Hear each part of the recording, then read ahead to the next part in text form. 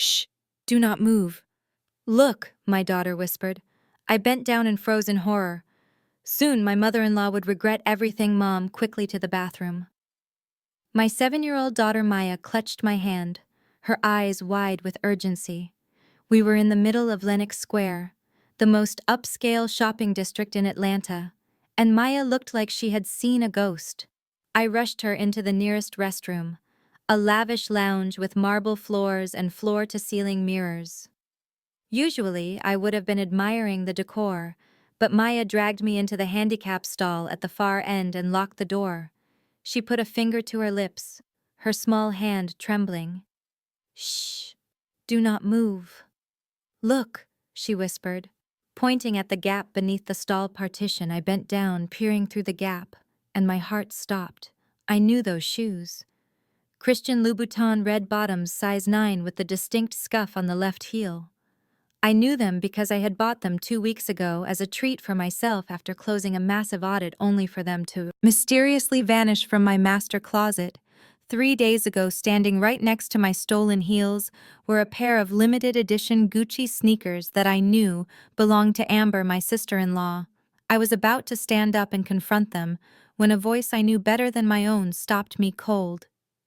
Here, take this. $10,000. Mama Lucille's voice echoed off the marble tiles, distinct and imperious.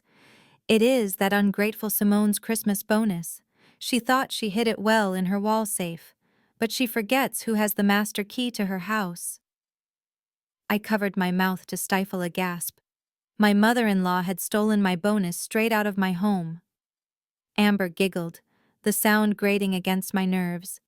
Thank you, Mama. You are the best. That stingy Simone never buys anything nice for us. She thinks she is so superior, just because she pays the mortgage. Dante says he is sick of her. When are we going to finally kick her out? Soon, honey. Mama, Lucille replied, her tone dripping with malice as soon as she signs over. The deed to the lake house. Dante has the papers ready. Once we have that asset secured, we will toss her and that brat Maya out on the street and move you in. Dante needs a wife who knows her place, not some forensic accountant who thinks her career makes her the man of the house. I did not cry. I did not scream. Instead, I quietly pulled out my phone and recorded the shoes and the conversation. My hand was steady, my breathing controlled. I am Simone, a 34-year-old forensic accountant. Finding hidden truths is what I do for a living. And today, my family just became my biggest case. Before I continue this story, let me know where you are watching from in the comments below. Hit like and subscribe if you have ever discovered a betrayal so deep it forced you to become someone else entirely to survive. As they washed their hands, laughing about my impending homelessness, I opened my banking app on my phone. My husband Dante had a supplementary black card linked to my primary account, the one he used to flash status around town with one tap. I froze. It declined. Was about to be his new reality. I waited until the coast was clear before dragging a confused Maya out of the restroom.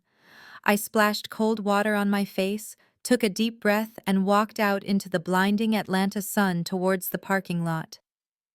My hands were still shaking. Not from fear, but from a rage so cold it burned. I was halfway to my car when I saw it. The matte black Range Rover autobiography. I paid the lease on every month, $2,500 a month to be exact. Leaning against it, looking every bit the successful real estate mogul in a suit. I had bought him was Dante, my husband. He was supposed to be at a site visit in Buckhead instead. He was playing chauffeur to the 2 women who were plotting my financial demise when he saw me. His eyes widened in panic, but he smoothed his expression instantly. Simone, what are you doing here? He asked, pushing off the car, trying to block my view of the back seat though. Already knew who was there. Shopping for Maya. I said, my voice flat, finding it hard to look at him without screaming. I thought you were meeting investors. I am, he lied smoothly. Mom and Amber just needed a ride. They were in the area. You know how it is?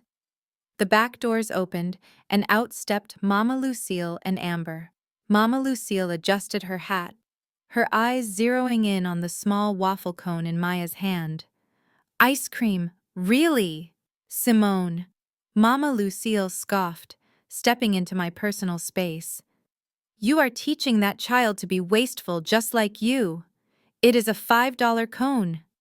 Mama Lucille, I said, tightening my grip on Maya's hand. She got an A on her spelling test. $5 is $5. She snapped, poking a manicured finger into my chest. You know, Dante needs $50,000 by Friday to secure that commercial lot. But here you are, throwing money away on sugar. Do you not care about your husband's future? I stared at her incredulous. I pay the mortgage on the 5-bedroom house you all sleep in. I pay the insurance on this car. I pay the tuition for Maya, and I paid off your credit card debt last month. But I am the selfish one. I did not say that out loud. Instead, I looked at Dante, waiting for him to defend me, to tell his mother that I was the only reason we were not living in a 1-bedroom apartment. He looked away, checking his watch. Mom is right, babe. We need to tighten the belt. If this deal goes through, we will be set for life. You need to stop spending on frivolities. Then Amber stepped forward, smiling that saccharine smile that made my skin crawl. Oh, leave her alone, Dante. She is trying her best. Nice bag, by the way. Simone, is that the one from Target? It is so quaint. She was wearing a brand new Chanel classic flat bag, the lambskin leather gleaming in the sunlight. I knew exactly how much that bag cost, because I had seen the withdrawal on my secret notification alert 10 minutes ago. $5,200 charged to my emergency business account. Thank you, Amber, I said, my eyes locking onto the Chanel bag. Yours is stunning. Brand new, isn't it? She flushed slightly, pulling the bag behind her. Oh, this old thing. No, I have had it for ages, liar. I thought you bought it with my stolen bonus money 10 minutes ago. Let's go, Dante said, sensing the tension. He opened the car door for his mother. Get in. Simone, we will see you at home and have dinner ready by 6. I am bringing Marcus over. I stood in the exhaust fumes as they drove away in my car, with my money wearing my stolen peace of mind. That was the moment the last shred of love I had for Dante evaporated. They called me wasteful while robbing me blind. They called me selfish while living off my labor fine. If they wanted to see who really held the purse strings, I was about to show them exactly what happens when the bank closes permanently. That night, the air in our 5-bedroom Buckhead home was thick enough to choke on. I had ordered pizza for Maya and sent her to bed early, shielding her from the storm I knew was coming. Dante came home at 7:30, smelling of expensive cologne and the scotch he liked to drink when he was trying to look important. He loosened his tie and walked into the kitchen where I was sitting at the island, sipping a glass of water. He put on his best smile, the one that used to make my knees weak back in college. Hey, baby, he said, coming up behind me and massaging my shoulders. I am sorry about earlier. Mom can be a lot. Sometimes you know how she is. She just wants us to succeed. I stayed rigid under his touch, staring straight ahead. Look, Dante continued, his voice dropping to a seductive whisper, about that investment opportunity. I really need you to sign a check for $50,000 tonight. If I wire it first thing in the morning, we are in on the ground floor. This is it, Simone, the big break. I stood up, sliding out from his grip, and turned to face him. $50,000. I repeated, my voice devoid of emotion. Just like that. No business plan, no prospectus, just a check. Come on, Simone, he said, his smile faltering. Why do you always have to make everything so difficult? I am your husband. You are supposed to trust me. Trust is earned. Dante, I said, walking over to the fridge. I checked the accounts today. $50,000 is exactly what we have left in our liquid savings after someone drained the emergency fund. His face twitched. You are checking accounts now? Since when do you audit your own husband? Since my husband started treating our bank account like a personal casino, I said, slamming the fridge door shut. The answer is no. Dante, not a penny. The charm evaporated instantly, his face contorted into a mask of ugly rage. He slammed his fist onto the marble island, the sound echoing through the house like a gunshot. "You selfish woman," he shouted, spitting the words at me. "You are always trying to emasculate me, aren't you? You think because you bring in the paycheck you are the boss? Well, let me tell you something, Simone. You are failing as a wife." I stared at him, unmoved by his temper tantrum. "You are cold. You are calculating," he continued, stepping closer, looming over me. "And you know what else? You cannot even give me a son. Mom is right. You are a dead end, Simone. All you gave me was a daughter, while other women are out here building dynasties. You are just building spreadsheets. Maybe if you were more of a woman, I would not have to look elsewhere for respect." The comment about a son hit its mark. He knew how hard we had tried. He knew about the miscarriages before Maya, but now looking at his twisted face, I realized he did not care about our loss. He only cared about his legacy, his ego. I did not scream. I did not cry. I looked him dead in the eye and said, "Get out of my face, Dante." He laughed a cruel, mocking sound. "I am going out.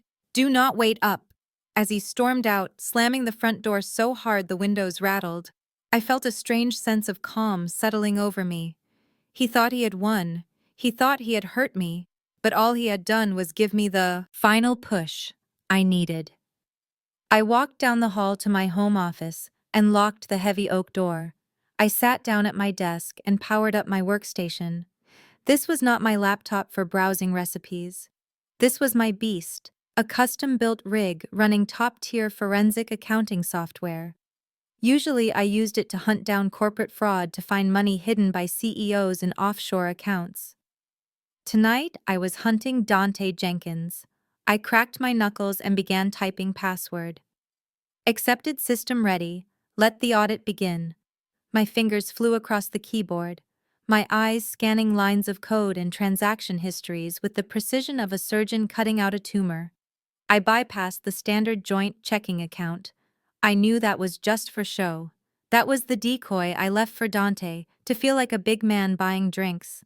I went straight for the jugular, the high-yield savings account I had set up the day Maya was born, the fund that was supposed to be untouchable, the lockbox for her future. I clicked the balance tab and the air left my lungs. It should have read $82,400.50. Instead, it read $400. My vision blurred for a second. $80,000 gone, vanished just 2 days ago via an immediate wire transfer that was 4 years of tuition. That was my daughter's freedom. That was my blood sweat. And sleepless nights liquidated in a single click. I did not scream. I did not throw the monitor. I went cold. I clicked on the transaction details. The recipient was listed as a domestic entity called L&A Holdings, LLC, L&A. I rolled the letters over in my mind, trying to make sense of the acronym, and then it hit me with the force of a physical blow. L for Lucille, A for Amber. A cold chill raked down my spine. This was not just Dante being reckless with money.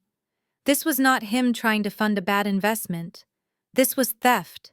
This was grand larceny orchestrated by my mother-in-law and my sister-in-law. They had formed a literal corporation to rob me. I pulled up the Georgia Secretary of State Business Registry. Within seconds, I had the filing L&A. Holdings was registered 3 days ago. The registered agent address was a UPS store in Buckhead, right next to Mama Lucille's favorite beauty salon. The pieces clicked together with the sickening precision of a loaded gun. They were not just using me, they were liquidating me. They were stripping me for parts, before discarding me like a used car. I looked at the picture of Maya on my desk, her smiling face oblivious to the war that had just started. They stole from a 7-year-old. They stole from their own blood to fund their delusions of grandeur. That was their fatal mistake. You can cheat on me, Dante. You can lie to me. But you do not steal from my child. I picked up my burner phone, the one I kept for sensitive client work, and dialed a number. I bed not used since my days working heavy fraud cases in Chicago. Jack picked up on the second ring, his voice gravelly and alert. Simone, long time no see. Trouble. I need a full workup, Jack, I said, my voice steady and terrifyingly calm. Assets, movements, and surveillance subjects are Dante Jenkins and Amber Jenkins. I think they are laundering stolen funds through a shell company called L&A Holdings. Jack let out a low whistle. Family.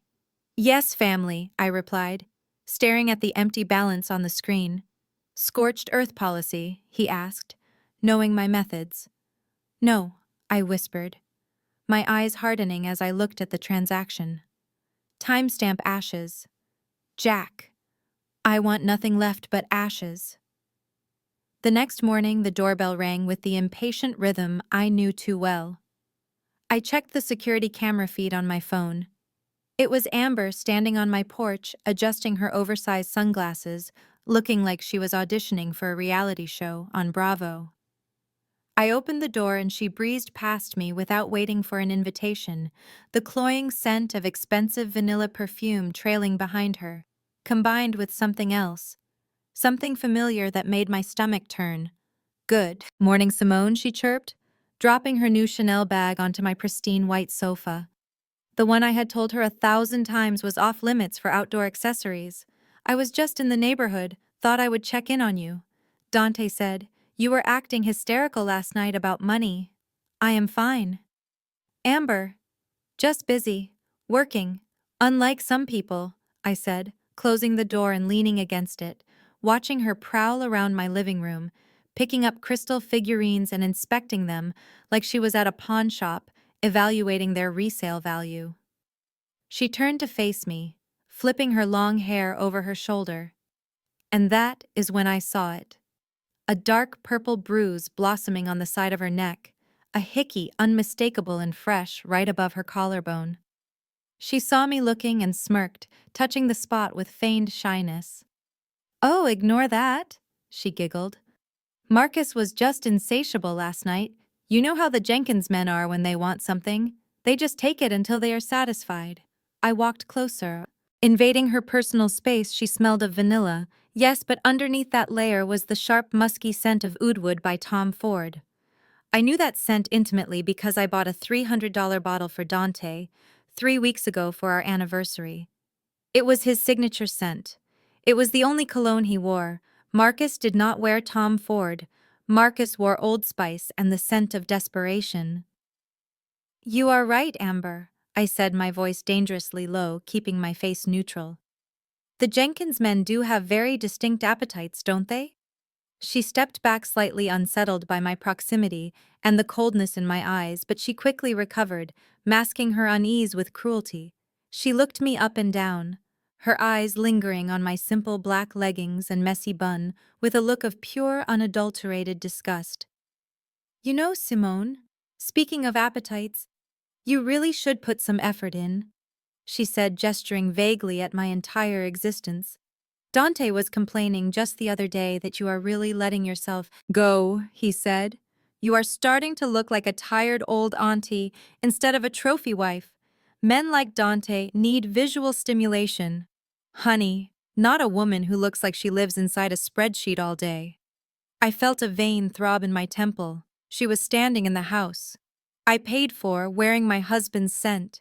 Insulting me to my face while helping him steal my daughter's future. She thought she was the queen bee stinging a helpless victim. She had no idea she was poking a sleeping dragon.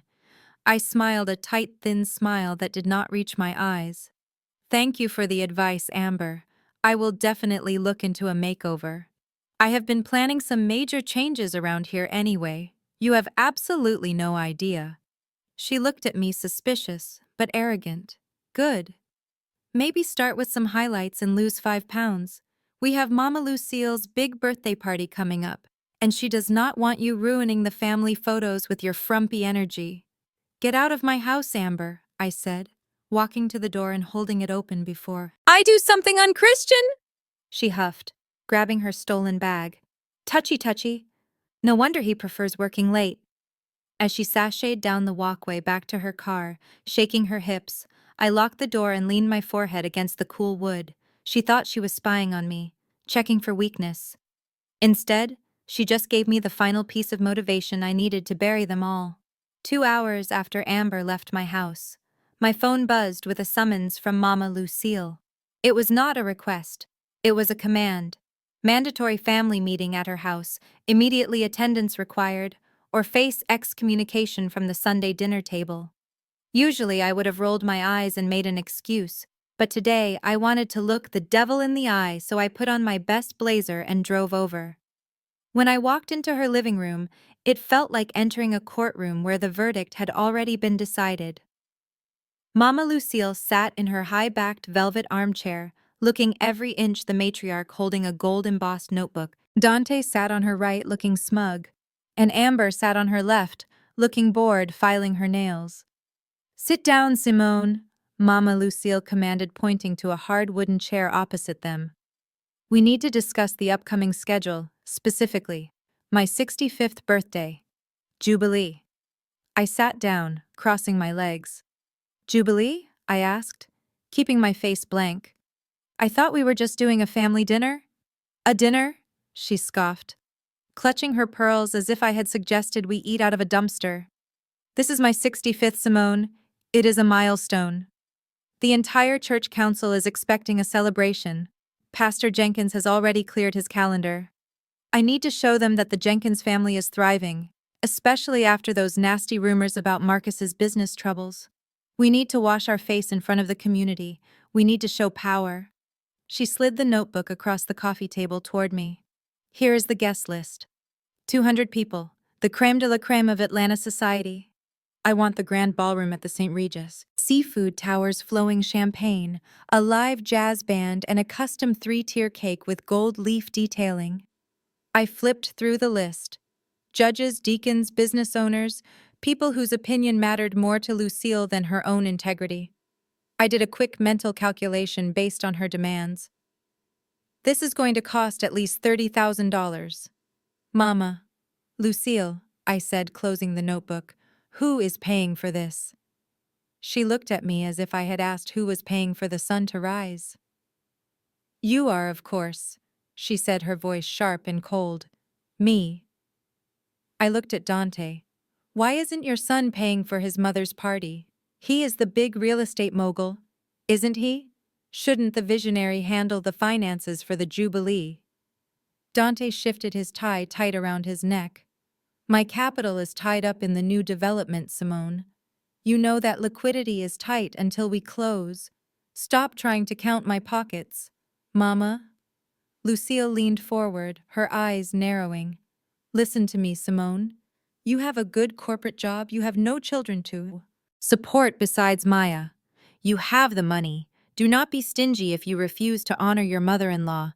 After I let you into this family, you are nothing but an ungrateful daughter-in-law, a biblical failure. Everyone at church will know how you abandoned me in my golden year. Do you want that shame on your head?" Amber chimed in, blowing on her nails. "Yeah, Simone, stop being so cheap. 30,000 is nothing to you. Think of it as rent for being part of this legacy. You should be honored. Mama is letting you plan it." I looked at the three of them, greedy, desperate, and utterly blind. They wanted a stage. They wanted an audience to applaud their fake success and their stolen wealth. They wanted the St. Regis perfect. I felt a smile spread across my face. It was not a happy smile. It was the smile of a predator watching a trap snap shut. "You are right, Mama Lucille," I said, my voice smooth as silk. "You deserve the best. I will handle everything, the venue, the food, the invites. I will pay for it all. It will be a geese night you remember until your dying breath, Mama." Lucille clapped her hands, delighted by her victory. "Finally, you are seeing reason. Make sure my dress code is black. Tie strictly." "Oh, do not worry, Mama." I stood up, picking up my purse. "I will make sure everyone is looking at you. It will be the event of the century." I walked out of her house feeling lighter than air. They wanted a show. I would give them a show, just not the one they rehearsed. My phone buzzed on the mahogany desk, vibrating against the wood like a warning shot. It was the secure notification from Jack, my private investigator. Subject line: the smoking gun. I took a sip of my black coffee, steadying my hands before clicking the file open. I thought I was prepared for infidelity. I thought I was ready to see my husband with another woman. But nothing could have prepared me for the depravity staring back at me from the high-resolution screen. The first folder contained photos taken with a telephoto lens. They were crisp and undeniable. Dante and Amber walking into the luxury condo I had discovered earlier, but they were not just walking. Dante's hand was possessively gripping Amber's waist, pulling her close. In the elevator mirrors they were kissing, with a familiarity that spoke of years, not months. I clicked the next file. An audio recording. Jack had managed to bug the condo, knowing Dante's arrogance would make him careless. I put on my headphones and pressed play. The sound of ice clinking in glasses filled my ears, followed by Amber's voice. "I am tired of pretending, Dante," she whined. "When are we going to tell Marcus the truth? He keeps trying to touch me, and it makes my skin crawl. I want to be with you properly. Soon, baby." Dante's voice was smooth, dismissive. "Just let me secure the deed from Simone. Once I have the lake house, we will have enough equity to divorce her and cut Marcus loose. Mom is handling the church folks. She already has the story ready about how Simone cheated on me." I felt a cold shiver. But the next voice on the recording stopped my heart. It was Mama Lucille. She was there in the condo with them, condoning this madness. "Patience, Amber," Mama Lucille snapped. "Marcus is useful for now. He gives the boy a name, but we all know who Elijah really belongs to. Look at him. He has the Jenkins nose. Dante's nose, not that weak chin Marcus has." I froze, staring at the screen. Jack had included a PDF report titled Paternity Analysis. He had managed to secure a discarded pacifier from Amber's son Elijah, a sweet 2-year-old boy I had held in my arms, a boy I had bought birthday gifts for, a boy I thought was my nephew. I opened the document. Probability of paternity between Dante Jenkins and Elijah Jenkins, 99.99%. The room spun. Marcus wasn't just being cheated on, he was raising his brother's son, thinking it was his own, and Mama Lucille knew. She not only knew, she orchestrated it. She treated Elijah like the golden child, because he was Dante's offspring, her favorite son's bloodline, while she treated my daughter Maya like an afterthought, because she was a girl, and because she belonged to me. This was sick. It was biblical in its betrayal. They were keeping Marcus around as a glorified babysitter, while Dante played the patriarch of 2 households funded by my paycheck. I looked at the photo of Elijah attached to the file. The resemblance to Dante was undeniable, now that I knew the truth. The arrogance in the eyes, the set of the jaw, they had played us all. Marcus was the cuckold I was. The bank, and Dante and Amber were the stars of Mama Lucille's twisted little soap opera. I closed the laptop gently. The rage I felt before was a candle flame compared to the inferno burning in my chest. Now, this wasn't just about money anymore. This was about destroying a man's life and mocking my daughter's existence. I picked up my phone and sent a text to Marcus. Just 3 words, "Come see me," he replied instantly, asking if everything was okay. I did not answer. Instead, I forwarded the audio file to my secure cloud storage and deleted it from the phone. They wanted to play games with bloodlines. Well, I was about to spill some blood, the metaphorical kind. For now, I walked to the mirror and fixed my hair, applying a fresh coat of red lipstick, war paint for the modern woman. They wanted a villain, so I would become the villain they feared. I checked my watch. 2 hours until Marcus arrived, plenty of time to print the DNA results on heavy cardstock. Getting the truth was one thing, delivering it was an art form, and I was about to paint a masterpiece using their secrets as the ink. It was 1 p.m. on a Tuesday, and while I was in my office analyzing the forensic trail of my husband's infidelity, Dante was holding court at Chop's Lobster Bar, one of the most expensive steakhouses in Buckhead. He was sitting with three other men aspiring moguls who talked a big game about crypto and real estate development, but mostly lived off their wives or inheritances. Dante had ordered the Wagyu steak and a bottle of Cabernet that cost more than my first car. He was celebrating the deal he thought he was about to close, the one funded by the $50,000 he believed he had bullied out of me the night before. I knew all of this because I had access to his calendar, and I knew his habits. He liked to flash wealth before he actually secured it. When the check arrived, Dante did not even look at the total. He just tossed the heavy black metal card onto the silver tray with a dismissive wave of his hand. That card was an authorized user card linked directly to my primary business account, the account I had flagged as compromised exactly 1 hour ago. The waiter took the tray and walked away. Dante leaned back in his chair, laughing at a joke one of his friends made, loosening his tie, feeling like the king of Atlanta. 5 minutes later, the waiter returned. He was not smiling anymore. He leaned down, whispering discreetly, but in a quiet restaurant. Whispers carry. I am sorry, sir. The card was declined. Dante laughed, a loud, nervous sound that drew eyes from nearby tables. Try it again. It is a black card. There is no limit. I did, sir. The waiter said, his voice a little firmer. The terminal says the card has been reported lost or stolen by the primary account holder. We have instructions to confiscate it. Dante's face went from confident bronze to a sickly shade of gray. Lost, stolen. Give me that. Back I cannot, sir. It is bank policy. Do you have another form of payment? Dante patted his pockets, knowing full well they were empty. He never carried cash, and his personal debit card had been overdrawn for weeks because he spent all his allowance on colognes and lunches like this one. 1 second, he stammered, standing up so fast he knocked his water glass over. Let me make a call. My wife must have pressed the wrong button on the app. Women and technology, you know. His friends did not laugh. They exchanged looks, the kind of looks that said, we know a fraud when we see one. My phone lit up on my desk, face up next to my keyboard. Dante calling. I watched it ring, the screen pulsating with his panic. I took a slow sip of my tea and let it go to voicemail. He called again and again, 3 times in a row. I imagined him standing in the vestibule of the restaurant, sweating through his silk shirt, the waiter tapping his foot, his friends checking their watches, wondering if they were going to have to cover the bill for the man who claimed to be a millionaire. Finally, the calls stopped.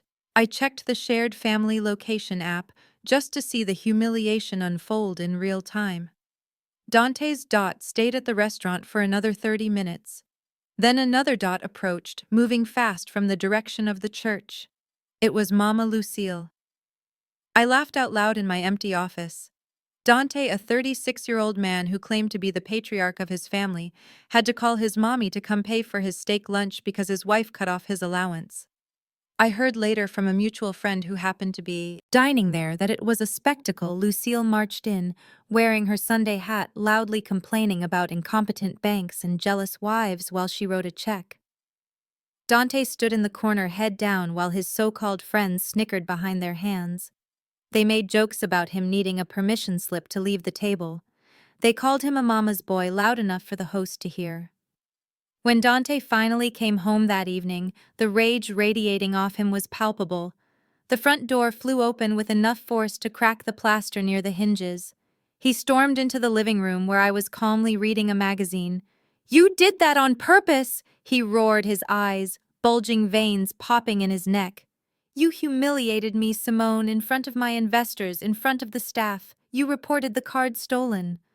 I did not look up from the magazine, simply turning a page. "I told you, Dante. There was suspicious activity on the account, a $5,000 purchase at Chanel, since you swore you were at a construction site and not buying handbags.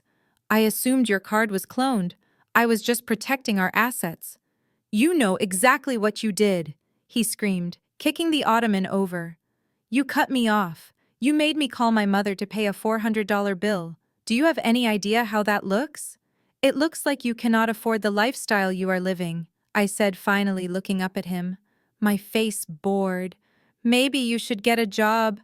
Dante, one that pays a salary instead of costing me money. He lunged forward, stopping just inches from my face, shaking with the effort not to hit me. You will pay for this, Simone, when I get my money, when that deal closes. I am going to make you regret the day you were born. I stood up, not backing down an inch.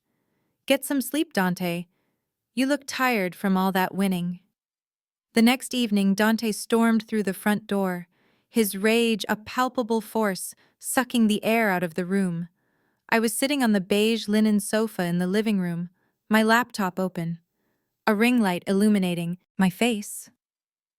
He didn't notice the setup at first, blinded by the humiliation of having his mother pay for his lunch and his friends laughing at him.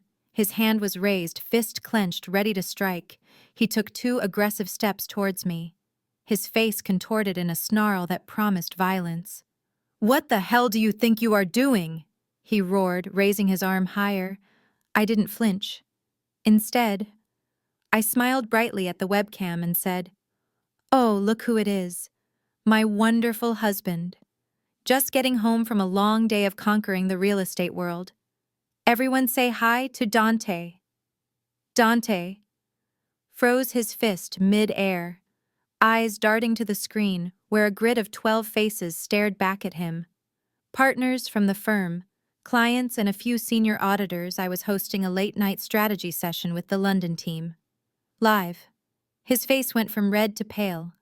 In a heartbeat, he lowered his arm, smoothing his tie, forcing a sickly grin onto his face. "Hi, everyone," he stammered, his voice cracking slightly. "Sorry to interrupt, honey, I didn't realize you were on a call." "It is okay, darling," I said, my voice dripping with fake sweetness. "Come, give me a kiss. They were just asking about your new venture." He walked over stiffly like a puppet on strings. He leaned down to kiss my cheek, but instead of a kiss, he pressed his lips to my ear and whispered in a voice so cold it made my skin crawl. "You think you are clever, locking me out, humiliating me? Wait until this call is over, Simone. I am going to teach you a lesson you will never forget." I pulled back, still smiling for the camera, looking him dead in the eye. "Oh, Dante is such a joker," I said to the silent audience. "He is always teasing me about working too hard. Go get changed. Honey, dinner is in the oven." He straightened up, nodding at the screen like a bobblehead. "Nice to meet you all. Carry on." He walked out of the room, his back stiff with suppressed fury. I watched him go, knowing he wouldn't dare touch me now, not with 12 witnesses who could ruin his reputation with a single email, but the threat hung in the air, heavy and suffocating. I finished the call calmly. Closing the laptop only when the screen went black did I let out the breath I had been holding. My hands were shaking slightly, but not from fear. From adrenaline he had shown his hand. He was willing to get physical when his ego was bruised. I stood up and walked to the kitchen where I could hear him banging pots and pans, trying to intimidate me with noise. I leaned against the doorframe, watching him. "You should be careful, Dante," I said quietly. "Stress is bad for your heart, especially with all that red meat you eat." He spun around, a knife in his hand, chopping vegetables with violent force. "Do not push me. Simone, you are playing a dangerous game." "I am not playing," I said, walking past him to grab a water bottle. "I am winning. You just haven't realized it yet."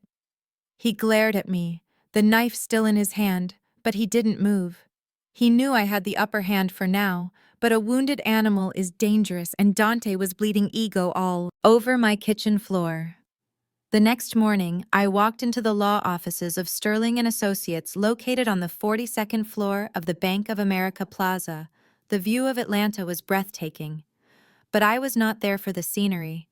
I was there to detonate a nuclear bomb under my husband's feet. Sitting across from me was Marcus Sterling.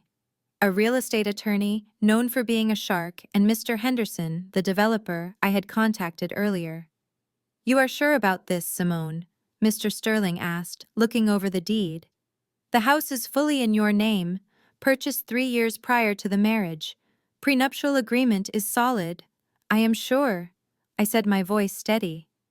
"Dante thinks he owns that house because he hangs his suits in the closet and parks his car in the driveway. He forgets that I bought it with my inheritance and my hard work long before he decided to grace me with his presence." Mr. Henderson tapped the table. "The land value is astronomical. We plan to raise the structure and put up luxury condos, so the condition of the house does not matter."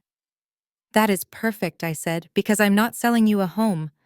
Mr. Henderson, I am selling you a crime scene of a marriage." I picked up the pen, the black ink glinting under the fluorescent lights. "There is one condition," I said, pausing before signing the purchase agreement. "The closing date needs to be specific." "Name it," Mr. Henderson said, leaning back. "The 25th of next month." I said the date of Mama Lucille's 65th birthday. Jubilee. Both men looked at each other, confused. But I continued, my voice dropping to a register of absolute authority. "And I want a specific clause added to the contract. Vacant possession upon closing, specifically at 8 p.m. on that date. Absolute possession transfers to you immediately. Any personal property, furniture, clothing, electronics, or vehicles left on the premises at 8:01 p.m. becomes the sole property of the development company to be disposed of as trash." Mr. Sterling raised an eyebrow. "You want us to throw out their stuff?" "I want you to evict them," I clarified, leaning forward. "Dante, his mother, and his mistress will be at a party that night celebrating their own greatness. I want them to come home to changed locks and their belongings in a dumpster, or better yet, haul it all away before they even get back." Mr. Henderson smiled a slow, predatory grin. "I like your style, Simone. Consider it done." I signed the papers. The scratching of the pen on the paper was the most satisfying sound I had ever heard. It sounded like freedom. It sounded like justice.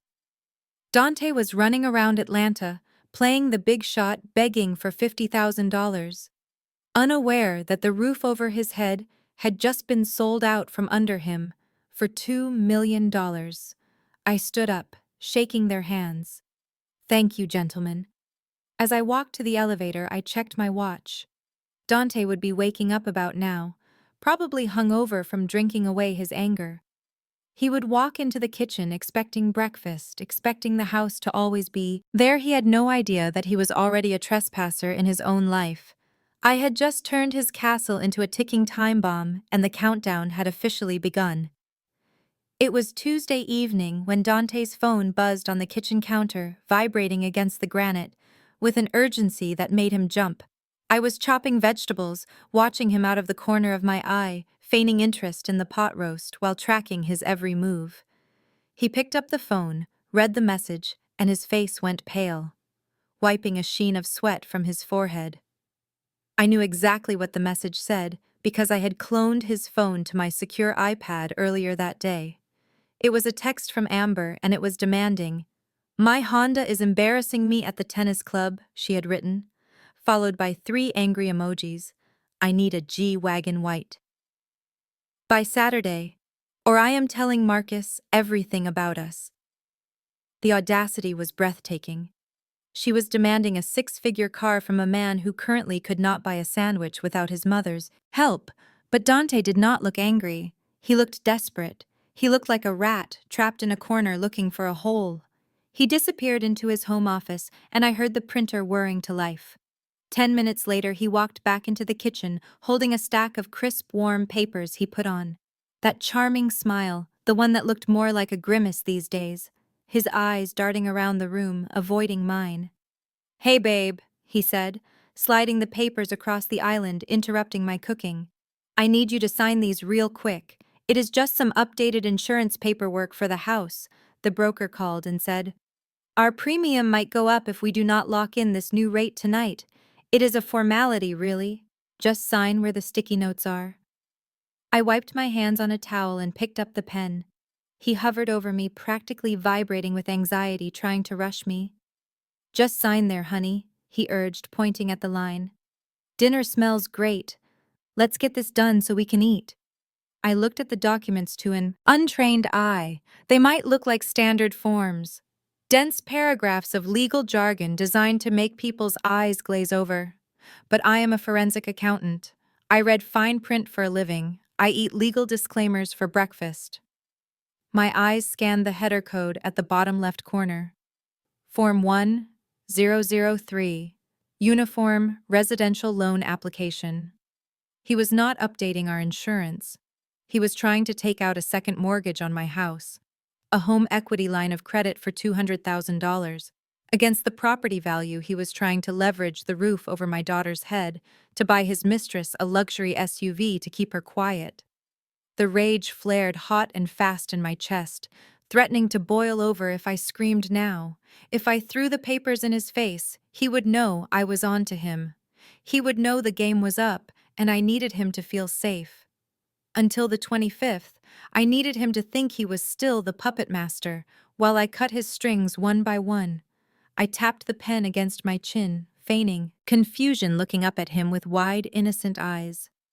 "Oh, Dante, this looks complicated," I said, flipping to the signature page where he had conveniently hidden the loan terms under a yellow sticky note. "You know how particular I am about legal documents. This clause here about the lien holder seems different than our last policy." He stepped closer, his cologne suffocating me. "It is standard boilerplate. Simone, just sign it. Do you want our insurance to get cancelled? Why do you always have to analyze everything? Just be a partner for once." I put the pen down gently on the counter. "I cannot sign this without a notary present." "Dante." I lied, my voice steady and sweet. "It is not legally binding for property amendments in Georgia without a witness stamp. You know that if we get audited and the signatures are not notarized, we could lose the coverage." He froze, his jaw working. He knew I was right about the notary requirement for a mortgage. Even if he was lying about it being insurance, I can get a notary. "Tomorrow," I promised, patting his hand. "Let's do it properly, babe. We do not want any mistakes with our biggest asset." "Do we leave it on the desk? I will look it over tonight." He snatched the papers back, frustration radiating off him like heat. "Fine, tomorrow, but do not make me wait, Simone. I have a lot riding on this." He stormed out of the kitchen, taking his fraudulent loan application with him. I watched him go, knowing that by tomorrow that document would be the least of his worries. He wanted to gamble with my house. I was about to show him that the house always wins. While Dante slept upstairs dreaming of the G-Wagon he thought he was going to buy with equity stolen from my house, I was wide awake in my office staring at the blue glow of my monitors. Usually I used my forensic skills to save Fortune 500 companies from white-collar criminals. Tonight I was using them to bury my husband under a mountain of federal charges. I pulled up the file labeled Project Retribution and began the final assembly of the evidence packet. This was not a divorce filing. This was a criminal referral to the Internal Revenue Service Criminal Investigation Division. I laid out the digital paper trail like a map of his destruction. First, there was the $80,000 stolen from Maya's college fund, transferred to L&A Holdings LLC. Dante had classified this in his personal ledger as a business loan for startup capital. But my analysis showed zero business activity for L&A Holdings. No products, no services, no revenue. Just a direct pass-through entity used to purchase the luxury condo for Amber. That is called layering in the world of money laundering, moving illicit funds to distance them from their source. Next, I attached the receipts for the lifestyle expenses he had claimed were deductible. Business entertainment, the $5,000 Chanel bag for Amber, the $300 steak lunches, the lease payments on his Range Rover, all paid for with funds commingled with what he claimed were investment assets. He had failed to report the gifts to Amber as taxable income, and he had certainly failed to pay taxes on the money he siphoned from our joint accounts, which legally constituted income once he moved it to his sole proprietorship. I opened Form 211, the application for award for original information, basically the whistleblower form. I filled in every field with malicious precision. Name of taxpayer, Dante Jenkins. Alleged violation, income tax, evasion, money, laundering, wire fraud. I uploaded the bank statements highlighting the flow of money, the withdrawal from my savings, the deposit into L&A, holdings, and the subsequent cashier's check used to buy the condo, deeded to Amber. I connected the dots so clearly, a first-year auditor could see the pattern. He wasn't just a bad husband, he was a tax cheat. He was hiding assets and living a lifestyle his reported income of $0 could not support. I added a special note about Mama Lucille, listing her as a co-conspirator. Since her name was on the LLC formation documents, she thought she was just helping her son hide money from his wife. She did not realize she was signing her name to a federal crime. I hovered my mouse over the submit button, my heart pounding, a slow, steady rhythm. Dante always bragged about being a boss, about understanding how the world worked. But he forgot the golden rule of American business. You do not mess with the IRS. I clicked. Submit. A small confirmation window popped up. Your report has been received. Thank you for your assistance. I leaned back in my chair, feeling a cold satisfaction settle in my bones. He was worried about a notary for a loan application. He should have been worried about the federal agents who would be auditing his entire existence. I had just turned his financial life into a crime scene, and I was the only one with the yellow tape. Sunday morning arrived with the heavy toll of church bells calling the faithful to worship, but for me it was a summons. To the theater of the absurd. Mama Lucille had texted me at 6 a.m. with strict instructions: wear the royal blue dress. It matches Dante's tie. We need to look united before the Jubilee. I stood in front of the mirror, smoothing down the fabric of a dress that cost more than my first car, feeling less like a wife and more like a prop in a twisted play. Dante was already downstairs, pacing in his navy suit, checking his watch, and likely texting Amber about her G-Wagon demands. We drove to the Greater Vine Baptist Church in silence, the tension in the car thick enough to crack the windshield.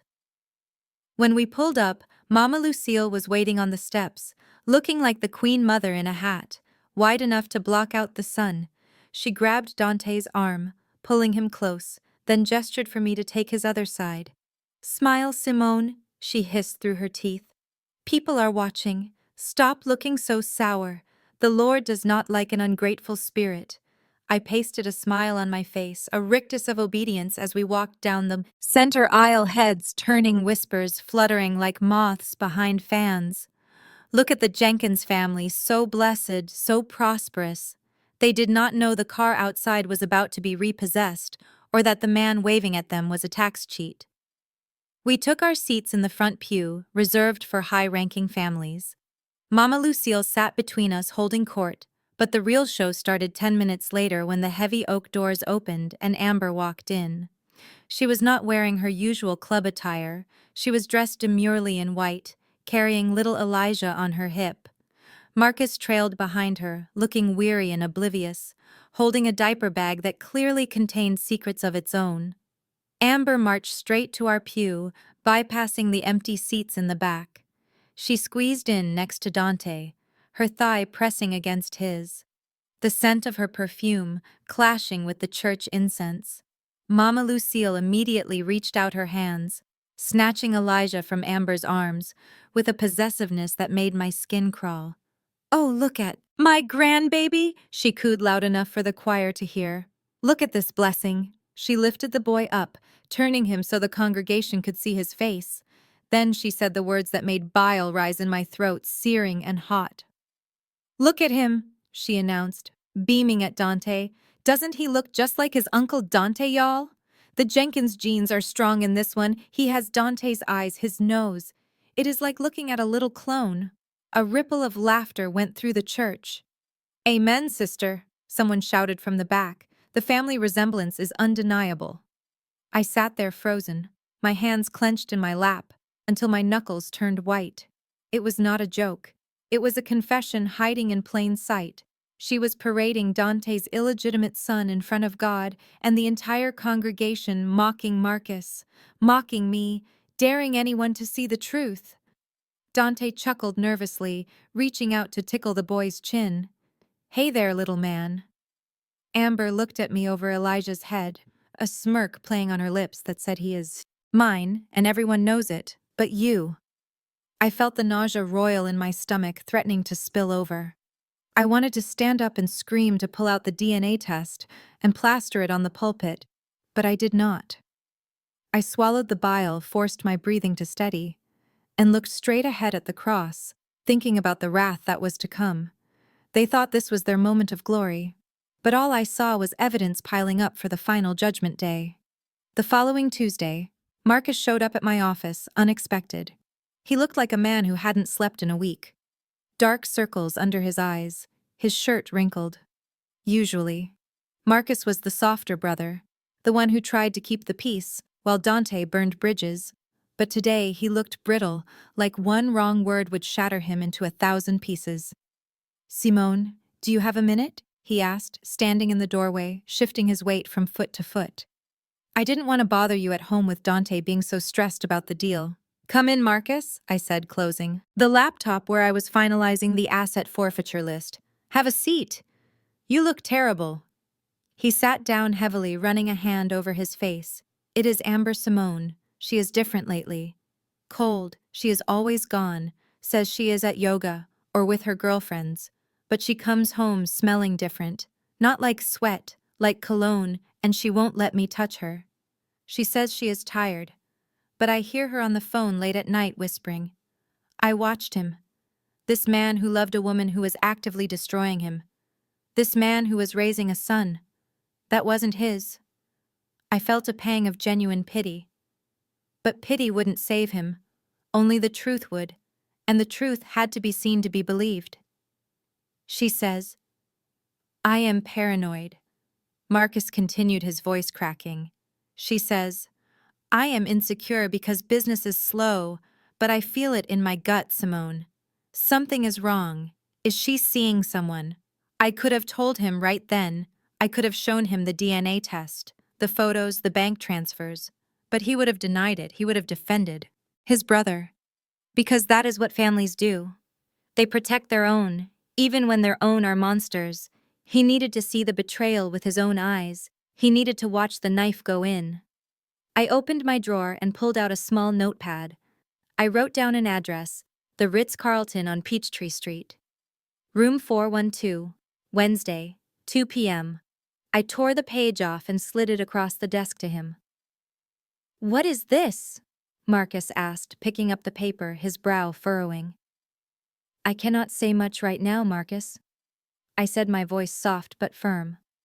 But if you want to know why your wife is cold, if you want to know where she goes when she says she is at yoga, go to this address at this time. He looked at the paper, then at me. Fear dawning in his eyes. Is she meeting someone? Simone, is it bad? It is worse than you think. I said honestly, but do not ask me any more questions. Just promise me one thing. Do not confront them. Do not make a scene. Wait, trust me, Marcus, the timing matters. He nodded slowly, folding the paper and putting it in his pocket, his hand trembling slightly. Thank you, Simone. I think I watched him leave, a man walking towards his own execution. He didn't know it yet. But I had just handed him the key to his freedom. It would hurt like hell, but it would cut the cancer out of his life once and for all. And I needed him angry. I needed his rage to fuel the fire I was about to light under the entire Jenkins family tree. The front door opened, but this time there was no slamming, no yelling. Dante walked in with a swagger that terrified me more than his rage ever did. He was whistling a jaunty tune, twirling a set of keys in his hand. He looked at me sitting on the sofa with a look of pity that made my skin crawl. Pack your bags, Simone, he said, tossing a manila envelope onto the coffee table. You are leaving tonight? I stared at the envelope, my heart doing a slow, heavy thud. What is this, Dante? It is a court order, he said, smirking, an emergency motion for temporary separation due to marital misconduct. The judge agreed that your financial abuse cutting off my cards constitutes a hostile environment. You have 2 hours to vacate the premises. Vacate my house. I picked up the document, my eyes scanning it with the speed of a professional auditor. It was a joke, a bad Photoshop job. The court seal was pixelated, the judge's signature was a stamp, and the legal statute cited didn't even exist in the state of Georgia. He had probably paid some paralegal $500 to type this up, thinking I was too stupid or too emotional to check the docket number. I looked up at him, ready to laugh in his face, ready to tear the paper in half. But then I stopped. This was it. This was the opening I needed. If he kicked me out, he would feel secure, he would move Amber in immediately, and the trap would be fully set. I forced my lower lip to tremble. I summoned tears from the deep well of exhaustion living in my bones. "Oh, Dante, please no," I sobbed, dropping the papers, my hands shaking theatrically. "You cannot do this. Where will I go with Maya? It is a school night." "Not my problem," Dante said, checking his watch, callous and cold. "Go to a hotel. Go to your mother's. I do not care. Just get out. I need this space for my mental health." I stood up, wiping my eyes. Playing the broken wife? Perfectly fine. "Dante, if this is what the law says, I will follow it. I will go pack." He smirked, turning his back to pour himself a drink. "Make it quick, Simone. I have guests coming later." I ran upstairs to Maya's room. She was playing with her dolls, looking up with wide, fearful eyes when I burst in. "Mommy, what is wrong?" she asked, sensing my energy. "Nothing, baby. We are going on an adventure. Remember the secret mission I told you about? It starts now." I grabbed the 2 large suitcases I had left by the door. Dante didn't know that these bags were filled with old clothes, towels, and pillows. He didn't know that 3 days ago while he was at the barber, I had moved my jewelry, my passport, the hard drives with the evidence and every single item of sentimental value to a storage unit downtown. I wasn't leaving my life behind. I was leaving him an empty shell. I dragged the suitcases down the stairs, making a show of struggling. Dante watched me from the living room, sipping his drink, not offering to lift a finger. "Leave the keys on the table," he said, not even looking at me and the garage opener. I placed them on the console table, my hand lingering for a second. "Goodbye." "Dante," I whispered, meaningful and final. He waved a hand dismissively. "Just go." "Simone, close the door behind you." I walked out into the cool night air, holding Maya's hand tight. We walked to my car, the only thing I was taking that he couldn't claim, as we pulled out of the driveway. I saw the lights of Amber's car turning onto the street. She was arriving, before my engine was even cold. Maya looked back at the house, tears in her eyes. "Mommy, are they stealing our house?" I looked in the rearview mirror, watching Amber's car pull into my spot. A fierce smile touching my lips. "No, baby," I said, turning onto the main road. "They are not stealing it. They are just keeping it warm for the bulldozers. Let's go to the Ritz-Carlton. Mommy needs room service." I barely made it to the end of the block before I saw Amber's headlights sweep across the lawn. She did not wait for my engine to cool. She did not wait for the dust to settle. She pulled into the driveway like she was planting a flag on conquered territory. I watched through the live feed of the security cameras. I had not disconnected yet. I wanted to see it. I needed to witness the depths of their delusion so I could fully enjoy their destruction. Amber walked through the front door, dragging a Louis Vuitton suitcase that I knew was fake. She spun around in the foyer, arms wide, laughing like a hyena. She kicked off her shoes, sending them skidding across the hardwood floors. My hardwood floors. She walked straight to the living room and threw herself onto the white sofa, the one she had defiled with her presence just days ago. She pulled out her phone immediately, snapping a selfie with her feet up on the coffee table. I watched the notification pop up on my burner account a few seconds later. She posted it to her Instagram story, captioning it, "Finally kicked the wicked witch to the curb. The castle needs a queen, not a calculator. Hashtag new beginnings. Hashtag blessed. Blessed. I laughed a dry, hollow sound in the quiet of my car.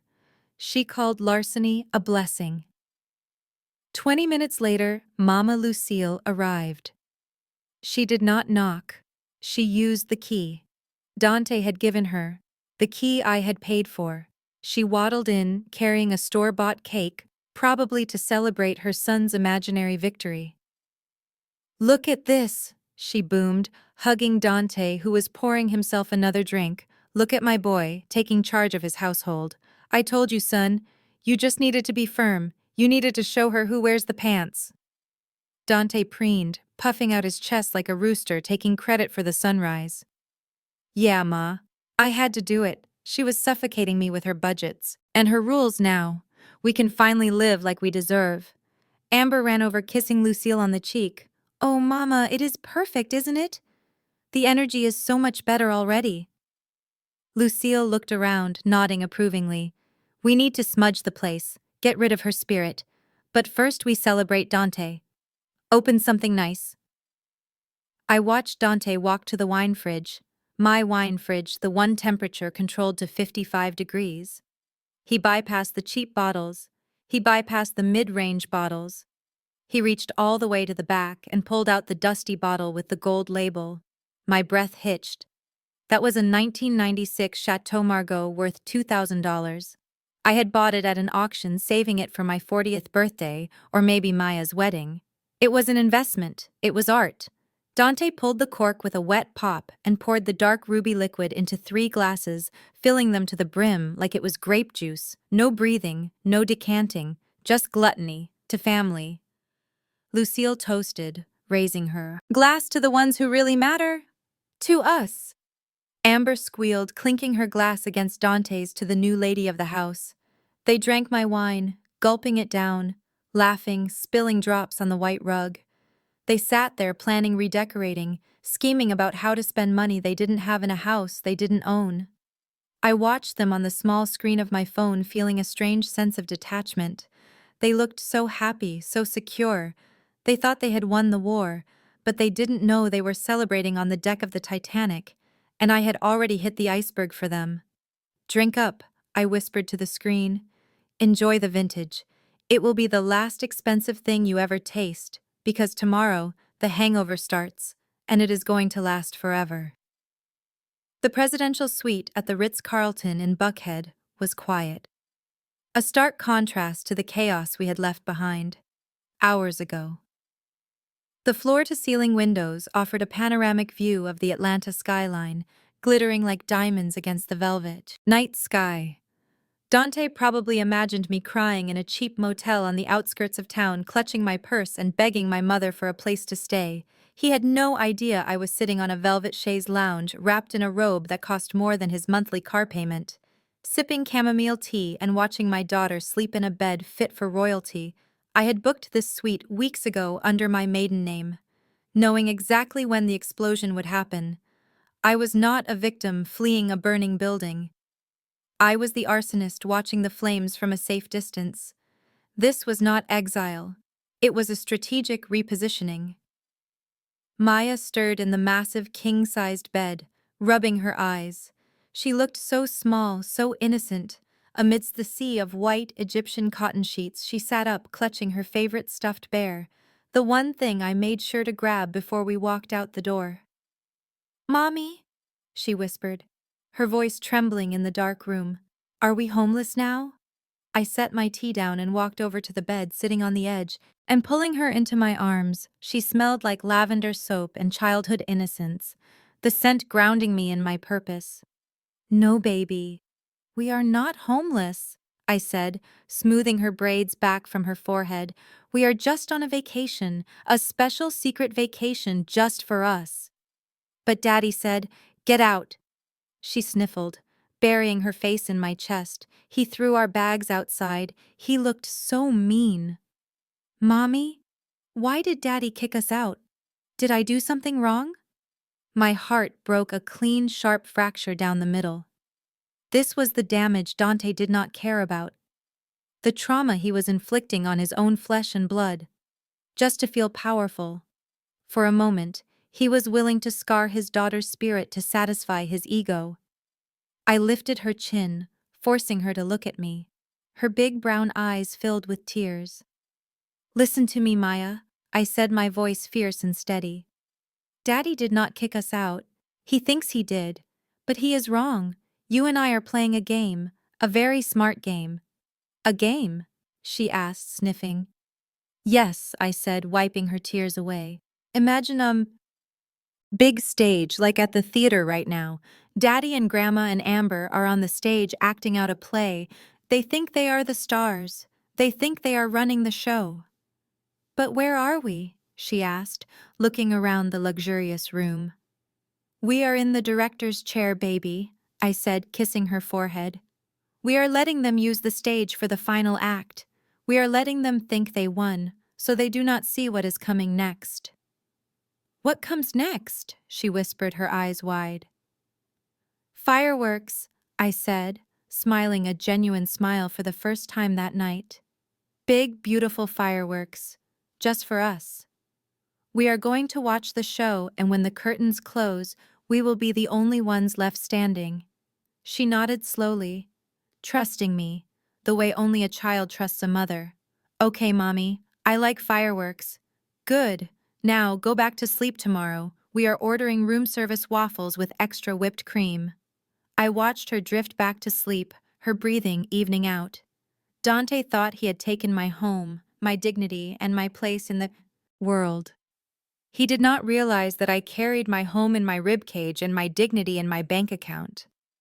He was enjoying his stolen wine in a house that was already sold, while I was here, in a fortress of my own making, preparing to light the fuse that would blow his entire reality apart.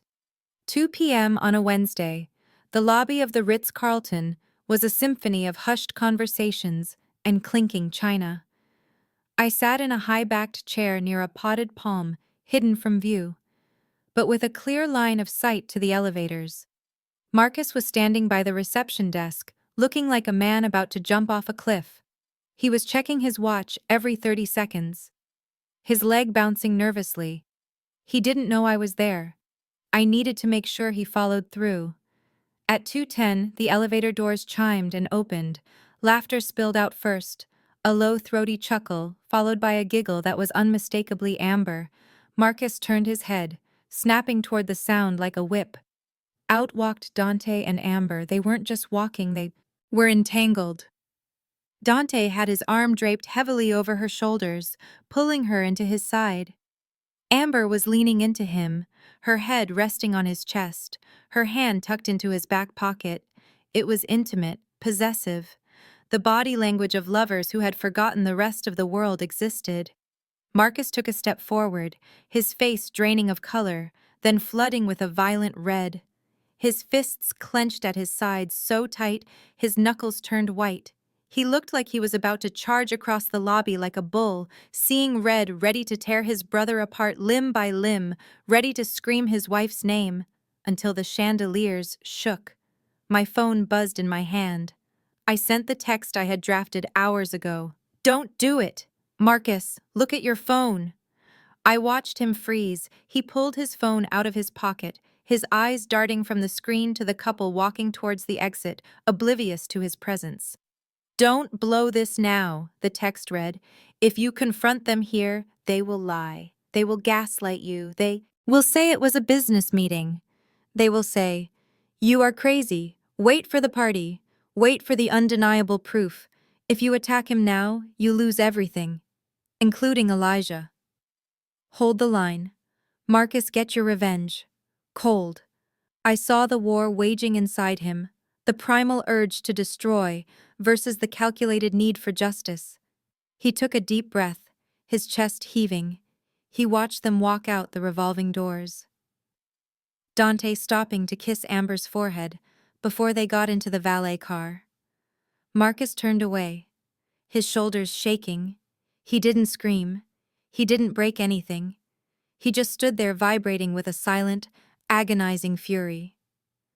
He looked down at his phone again, reading my words, absorbing the strategy. He typed a response, and my phone buzzed. I will wait, he wrote. But when the time comes, I want the first swing. I watched him walk out the side exit, a broken man rebuilding himself into a weapon. He was ready. The final piece of the puzzle was in place. Dante and Amber thought they were getting away with murder, but they had just walked past their own executioner and didn't even know it. 2 days after Dante kicked me out of my own house, my phone rang. I was sitting in the presidential suite, wrapped in a robe, eating fresh fruit. Maya was watching cartoons. Oblivious to the war, waging outside the caller ID flashed. Mama Lucille. I almost laughed at the audacity. She had just helped her son evict me from my home, and now she was calling me, probably to gloat or to demand an apology for existing. I answered, my voice calm and detached. "Hello, Lucille Simone, where are you?" she barked. No greeting. No concern. Just demands. I stopped by the house to help Amber redecorate, and Dante said, "You were gone. Good riddance, but we have a problem." "A problem?" I asked, taking a bite of a strawberry. "The deposit for the St. Regis," she said, her voice rising in pitch. "The event coordinator just called me. She says the $15,000 payment is due by 5 p.m. today, or we lose the ballroom. Dante says his accounts are temporarily frozen because of some bank error, so you need to handle it." I stared at the phone, incredulous. "You want me to pay for your birthday party after your son kicked me out on the street?" Lucille scoffed. "Do not be dramatic, Simone. You have plenty of money, and you made a commitment to God and to this family. Besides, if you do not pay, I will make sure every single person in the church knows what kind of woman you really are. I will tell them you abandoned your mother-in-law on her milestone birthday because you are bitter and jealous. I will ruin your reputation, Simone. You will not be able to show your face in Atlanta." I listened to her threats, her voice grating like sandpaper. She thought she had leverage. She thought she could shame me into submission. She didn't realize that her party was the only thing I cared about right now. Not because I wanted to celebrate her, but because I needed a venue for her destruction. I took a deep breath, forcing my voice to sound defeated. "Okay, Lucille, you win good," she said smugly. "Wire it now, and send me the confirmation number. Do not make me wait, Simone." I hung up and opened my banking app. $15,000. Was a lot of money. It was a down payment on a car. It was a year of rent for some people, but for me right now, it was the price of admission. It was the cost of renting a stage for the greatest show of my life. I entered the account details for the St. Regis, typed in the amount, and hit send. Transaction approved. I took a screenshot and texted it to Lucille. Paid. I wrote, "Enjoy your party." She didn't reply. She didn't say thank you. She just sent a thumbs up emoji. I looked at the screen and smiled. "You are welcome, Lucille," I whispered to the empty room. "I hope you enjoy the party because it is going to be a killer. Literally. I just bought the tickets to your funeral, and you don't even know it yet." Back in the master suite of the house I had legally sold 3 days ago, Amber was busy conducting her own personal fashion show. She had raided my walk-in closet, the one I had custom designed with cedar shelving and velvet-lined drawers, treating it like her own personal boutique. I watched the live feed from my hotel room, my stomach tightening as her hands pawed through my belongings. She tossed my silk blouses onto the floor. She tried on my blazers, stretching the shoulders, and she rummaged through my shoe collection, looking for anything that would fit her feet. Finally, her eyes landed on the garment bag, tucked away in the far corner. It was a bespoke Marquesa gown, midnight blue, encrusted with thousands of tiny hand-sewn crystals. I had bought it for a charity gala last year, a reward for a grueling tax season, but I never wore it because Dante told me it was too flashy, too attention-seeking. He said a wife should not outshine her husband, so it sat there pristine and perfect, waiting for a night worthy of its sparkle. Amber unzipped the bag, her eyes lighting up with greed. "Ooh, this is it," she squealed, holding the dress up against her body. "This is the one for the party. I'm going to look like royalty." I watched as she stripped down and stepped into the delicate silk creation. There was just one problem. I am a size 4, and Amber, on her best day, is a size 8. She shimmied the dress up her hips, huffing and puffing, the fabric straining dangerously against her skin. She sucked in her breath, her face turning red with exertion, trying to force her body into a silhouette that was never made for her. "Dante, get in here!" she screamed, her voice shrill. "Come zip me up!" Dante wandered into the closet, a beer in his hand, looking bored. He set his drink down on my jewelry island, leaving a wet ring on the velvet, and walked behind her. "It is too tight." "Amber," he grunted, struggling with the zipper. "Just do it!" she snapped, arching her back. "Suck it in." He grabbed the delicate zipper tab and yanked with all his strength. I flinched, watching the screen, knowing what was coming next.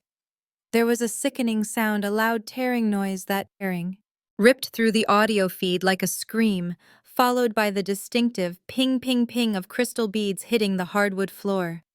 The zipper had blown out completely, shredding the silk all the way down the back, destroying the structural integrity of the bodice.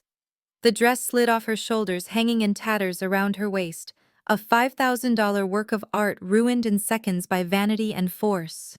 Dante cursed, stepping back. "Damn it, Amber, you ripped it. That looked expensive." Amber looked at the ruin of the dress, at the beads scattered across the floor, and she just laughed. She stepped out of the pile of shredded silk and kicked it into the corner like it was a dirty towel. "Who cares?" she said dismissively. "It was probably a knockoff. Anyway, you know Simone, she has cheap taste. Besides, it is all trash now. Everything in this house is ours to do what we want with. Throwing it away just saves me the trouble of burning it later. I will just buy something better tomorrow," she continued, walking over to the mirror to admire herself in her underwear. "Use the card Mama gave you. I want something gold." I watched them leave the closet, leaving the carcass of my dress on the floor. I saved the video clip, adding it to the folder labeled "Property Damage," and smiled. Let her call it trash. Let her destroy the fabric. She did not realize that by destroying that dress she had just given me the perfect visual metaphor for my presentation, the destruction of beauty by the hands of greed. It was not a loss. It was a prop, and it was going to look fantastic on the big screen. While Mama Lucille was busy choosing tablecloths, and Amber was destroying my wardrobe, I was sitting in the business center of the Ritz-Carlton, designing the most dangerous piece of stationery in Atlanta. I opened my graphic design software and pulled up a template for a royal gala invitation. Black velvet background, gold foil lettering, heavy serif font that screamed old money and prestige. I typed the header carefully. "The Jenkins family cordially invites you to the 65th Jubilee of Lucille Jenkins."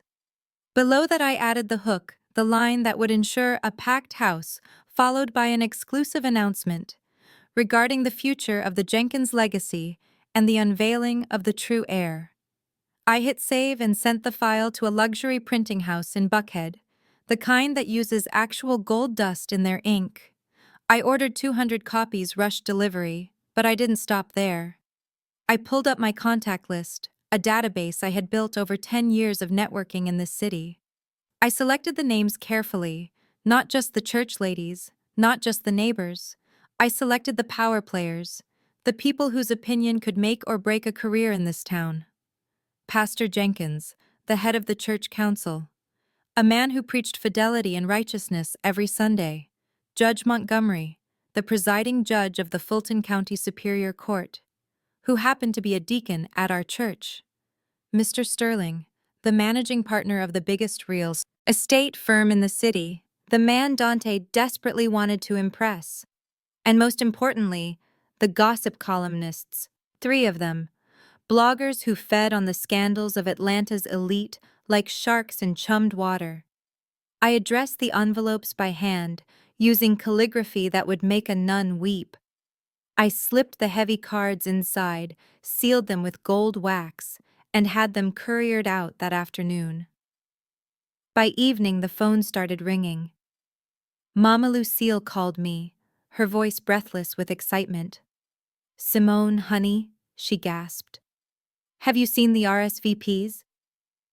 Judge Montgomery just called me personally to accept. He said he wouldn't miss the announcement for the world. What did you write on those invitations? I smiled into the phone. Just the truth, Mama. I said, my voice sweet as molasses. I told them we were making a legacy announcement. I thought it would be a nice surprise for you to have everyone there when we reveal everything. Oh, Simone, you outdid yourself, she cooed, actually praising me for the first time in 7 years. I knew you had it in you. This is going to be magnificent.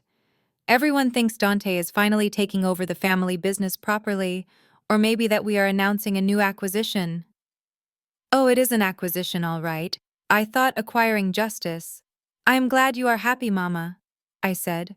I just make sure the right people are in the room when the news breaks. Yes, yes, she agreed, practically giddy. Make sure the photographer is ready. I want pictures of me with the judge and the pastor. This is going to secure our standing in the community for generations.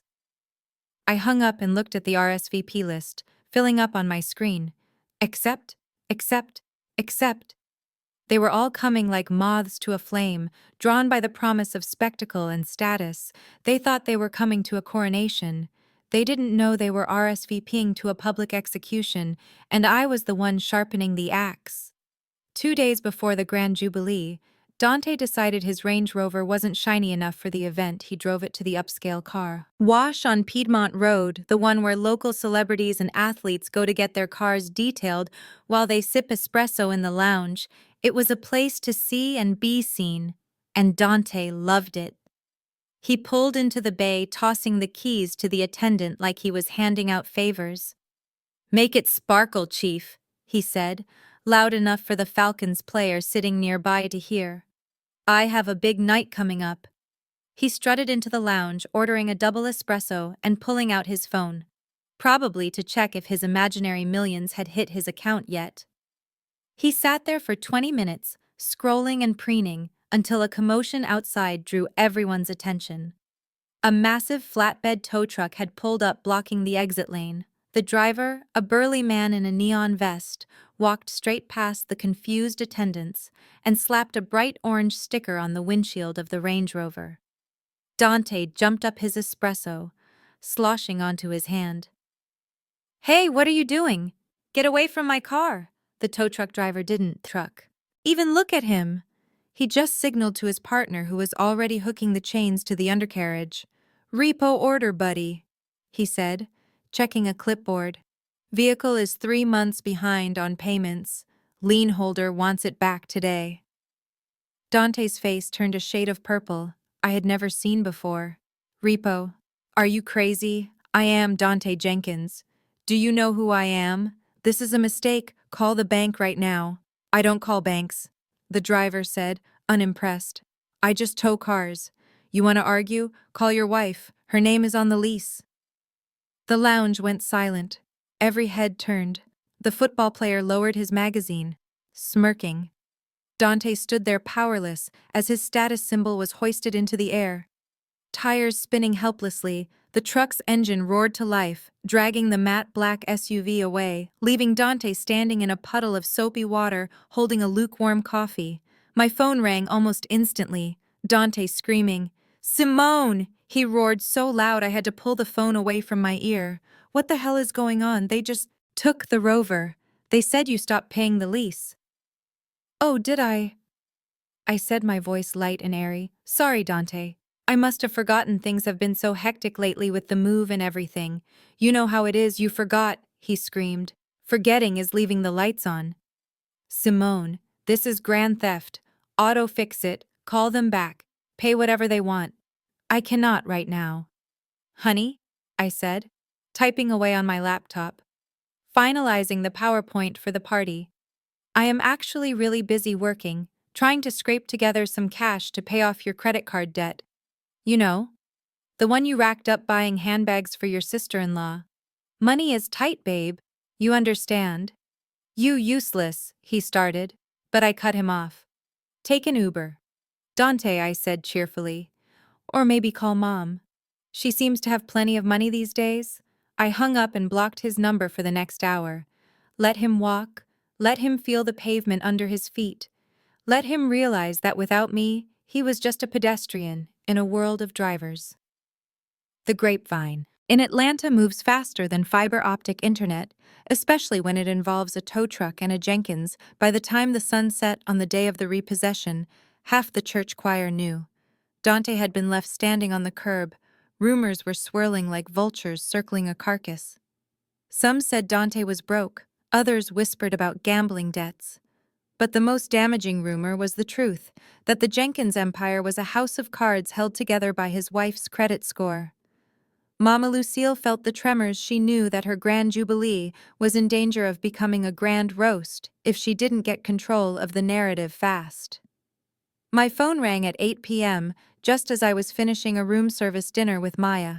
I looked at the screen, expecting another demand for money. Instead, the voice on the other end was trembling, not with rage, but with a terrifyingly fake sweetness that was far more dangerous. "Simone, baby, are you there?" Mama Lucille asked. Her voice dipped in honey and anxiety. "I am here, Mama," said, putting the call on speaker so I could continue typing my final speech. "Listen, honey, I heard about the mix-up with the car today," she said, breezing past the humiliation like it was a minor typo. "Terrible bank error. Dante is so stressed, but we cannot let this distract us from the big picture. The Jubilee is in 2 days, and I need to make sure everything is perfect." She paused, waiting for me to reassure her when I didn't. She continued, her desperation leaking through. "I need to know you are coming. Simone, specifically, I need you standing right next to Dante when we cut the cake. I want a family photo.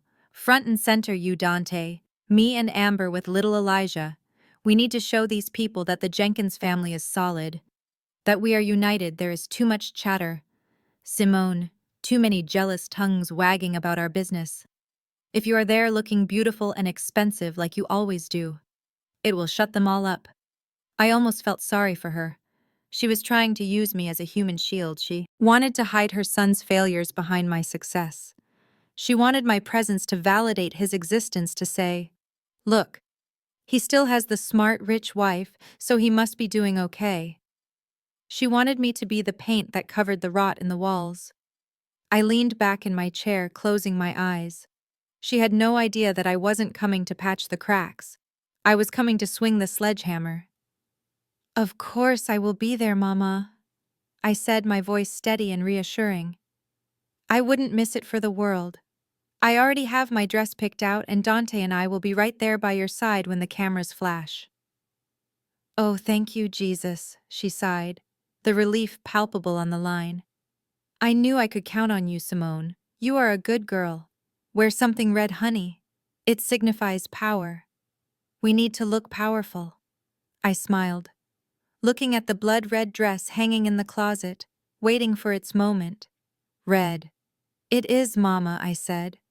"Power is exactly what I intend to show." She hung up, thinking she had secured her legacy. She thought she had manipulated me back into line one last time. She didn't realize that by inviting me to stand center stage, she had just handed me the microphone for her own eulogy. She wanted a family photo. I was going to give her a crime scene photo. The afternoon sun sliced through the blinds of Marcus Sterling's conference room, illuminating the dust motes dancing in the air like tiny sparks before a fire. I sat at the head of the mahogany table, my hands folded on top of a leather portfolio. Usually this room was reserved for mergers and acquisitions, for billionaires signing away companies today. It was the staging ground for a family's annihilation. Marcus stood by the wall monitor, a remote in his hand, his face a mask of professional appreciation. He clicked the button, and the 60-inch screen flared to life. Slide 1 appeared. It was the video from the bathroom stall. I had enhanced the audio, removed the background noise of flushing toilets and running water, so Mama Lucille's voice rang out with crystal clarity, confessing to the theft, mocking my daughter. Marcus clicked again. Slide 2. The photos of Dante and Amber entering the condo zoomed in 400% to show the intimacy of their touch, the timestamp glowing in neon red. Slide 3. The DNA results, the probability of paternity highlighted in yellow, a damning 99.9% staring back at us like an accusation. It is perfect, Marcus said, his voice low. This is not just a presentation. Simone, this is a forensic autopsy of their lives performed while they are still breathing. I nodded, looking at the screen, but digital proof was not enough. I wanted them to hold their destruction in their hands. I wanted them to feel the weight of their consequences. I looked down at the table, where 3 large boxes sat, wrapped in shimmering gold paper and tied with scarlet silk ribbons. They looked like expensive gifts, the kind you give to honor a matriarch or a beloved husband. But inside, they held something far more valuable than gold. Opened, the first box, nestled in black velvet, was a document framed in heavy mahogany. It was the deed to the house stamped in red ink with the word, "Sold." The transfer date and time were clearly visible. 8 p.m. tonight. 8:01 p.m. eviction. I opened the second box. Inside was a thick sheaf of papers bound with a silver clip. The divorce petition citing adultery, financial fraud, and grand larceny. Attached to it was a restraining order, granting me full custody of Maya and barring Dante from coming within 500 feet of us, pending a criminal trial. The third box was the heaviest.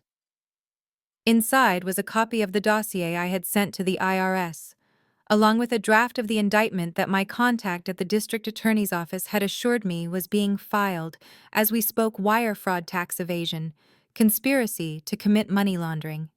It was a roadmap to federal prison framed in gold leaf. Marcus picked up the eviction notice, admiring the craftsmanship of the frame. "You have a flair for the dramatic, Simone," he said, smiling. "I have never seen anyone gift wrap a foreclosure before. They wanted a show, Marcus," I said. Running my finger over the silk ribbon, Mama Lucille wanted to show off her wealth, her power, her legacy. Well, here it is. This is her legacy. A sold house, a criminal record, and a bankrupt son. I am just giving the people what they want. I closed the boxes, tying the ribbons with precise, steady hands. I checked my watch. It was 4 p.m. The party started at 6. I had 2 hours to transform from the auditor into the executioner. I stood up, gathering the boxes. "Thank you, Marcus," I said. "You have been invaluable." He walked me to the door. "Do you want security to go with you?" I shook my head. "No, I want to walk in alone. I want them to see me and think I am finally broken. I want them to think I am coming to surrender. So they lower their guards." I walked out of the office carrying the gold boxes. The weight of them felt good, grounding me. I took the elevator down to the lobby, my heels clicking a steady rhythm on the marble floor outside. The heat of the Atlanta afternoon hit me, but I felt cold, ice, cold. Dante was probably tying his bow tie right now, admiring himself in the mirror, thinking about the lie he was going to tell the guests. Mama Lucille was probably yelling at the florists, making sure her throne was positioned just right. They were preparing for a coronation. I was preparing for a revolution. And as I got into my car, placing the gifts carefully on the passenger seat, I knew one thing for certain. When I walked out of that ballroom tonight, I would be the only one leaving with my head held high. The late afternoon sun bathed the hotel suite in a warm golden light. But I was in no mood for warmth. I was channeling ice and fire. Mostly fire. I stood before the floor-to-ceiling mirror, smoothing the fabric of the dress over my hips. It was a custom creation, a deep blood-red silk that shimmered with every movement. Dante had always hated me in red. He said it was too aggressive, too loud. He preferred me in pastels and neutrals, colors that allowed me to fade into the wallpaper while he shined. Not tonight. Tonight, I was the only thing anyone would look at. This dress was not just clothing, it was a declaration of war. It was the color of the lipstick. I applied with steady precision, outlining my lips in crimson armor. Maya was sitting on the edge of the massive bed, swinging her legs, her eyes wide as she watched my transformation. She was wearing her favorite velvet dress, holding her teddy bear tightly. You look like a princess, Mommy, she whispered, her voice full of awe, like the ones in the storybooks waiting for the prince to save them. I capped my lipstick with a sharp click and turned to face her, the silk of my dress rustling like dry leaves. I walked over and knelt in front of her, so we were eye to eye. I took her small hands in mine, her skin warm and soft against my cool palms. Listen to me, Maya, I said, my voice low and serious. I need you to understand something very important tonight. You are going to see some things that might be loud and maybe a little scary. You are going to see that the bad guys in your storybooks are real. They do not always look like monsters. Sometimes they look like family. Her eyes widened slightly, fear flickering in their depths. Are they going to hurt us? No, I said firmly, squeezing her hands. Never again. Because here is the secret, baby. We are not princesses. We are not waiting in a tower for a prince to come and save us. Princesses are victims waiting to be rescued. Then what are we? She asked, tilting her head. I smiled, a slow, fierce smile that felt sharp on my face. We are the dragons, Maya, I said. We are the ones who breathe fire and burn the castle down when the bad guys try to lock us up tonight. Mommy is going to roar.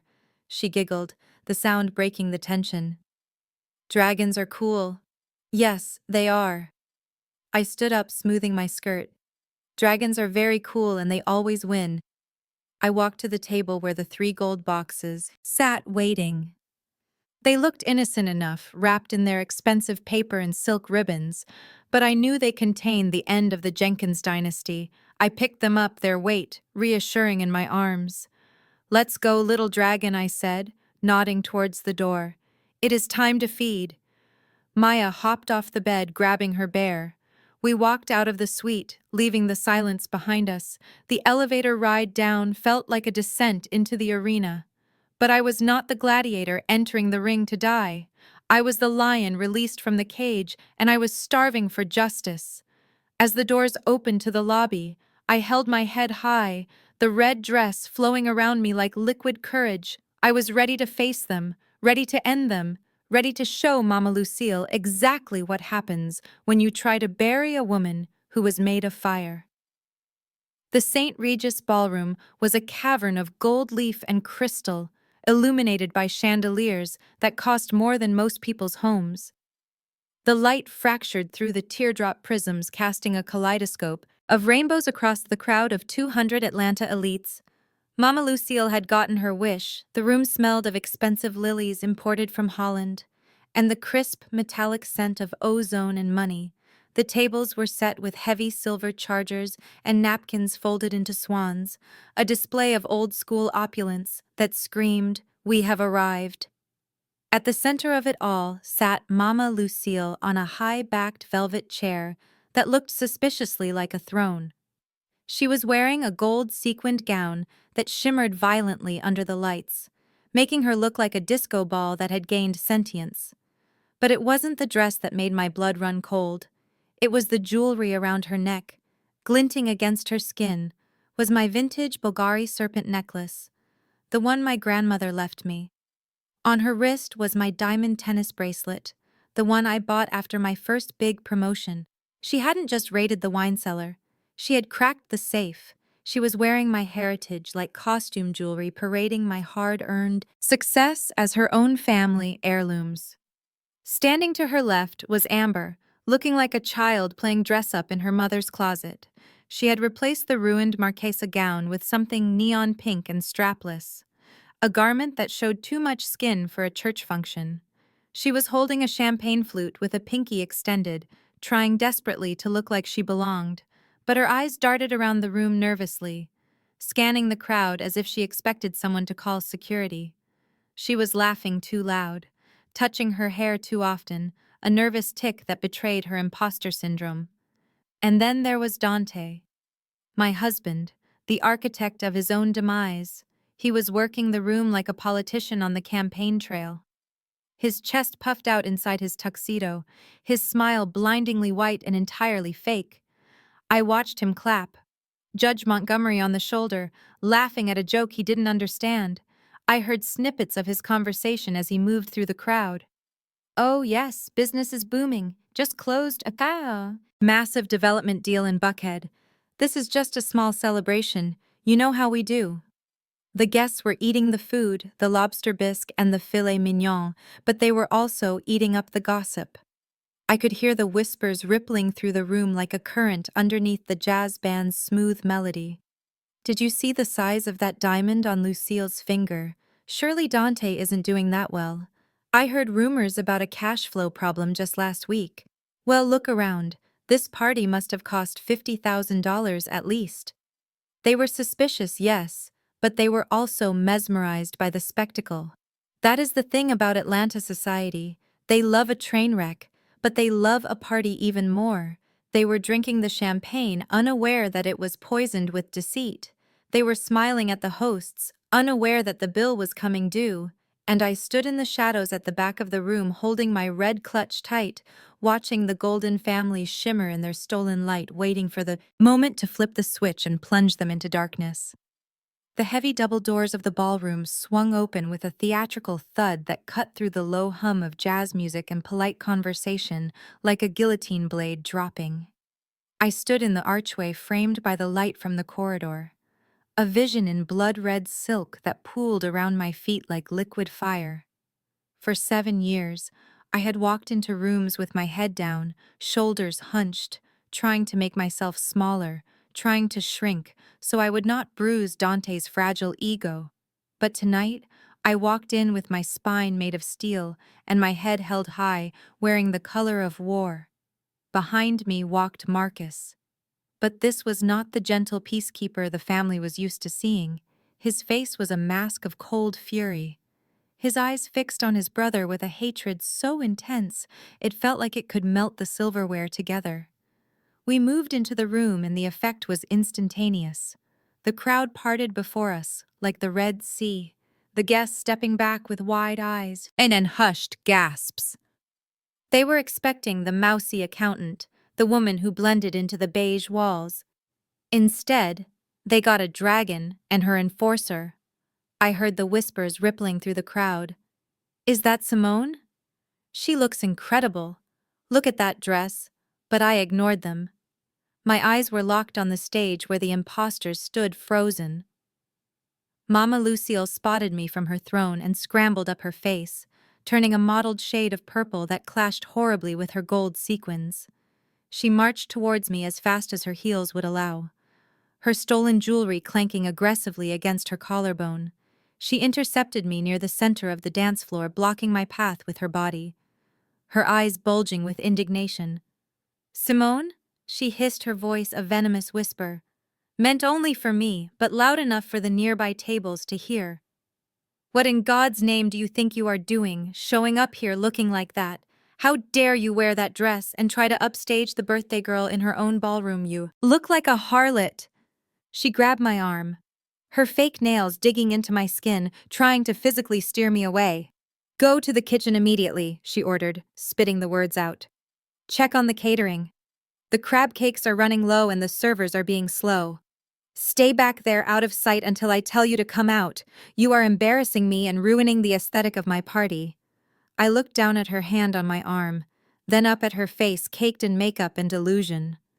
In the past I would have apologized. I would have scurried away to the service entrance to check the crab cakes and cry in the pantry. But the old Simone was dead and buried along with her patience. I threw my head back and laughed, a loud, clear sound that echoed off the vaulted ceiling, silencing the few people who were still talking. It was not a nervous laugh. It was the laugh of a woman who knows the punchline to a joke no one else has heard yet.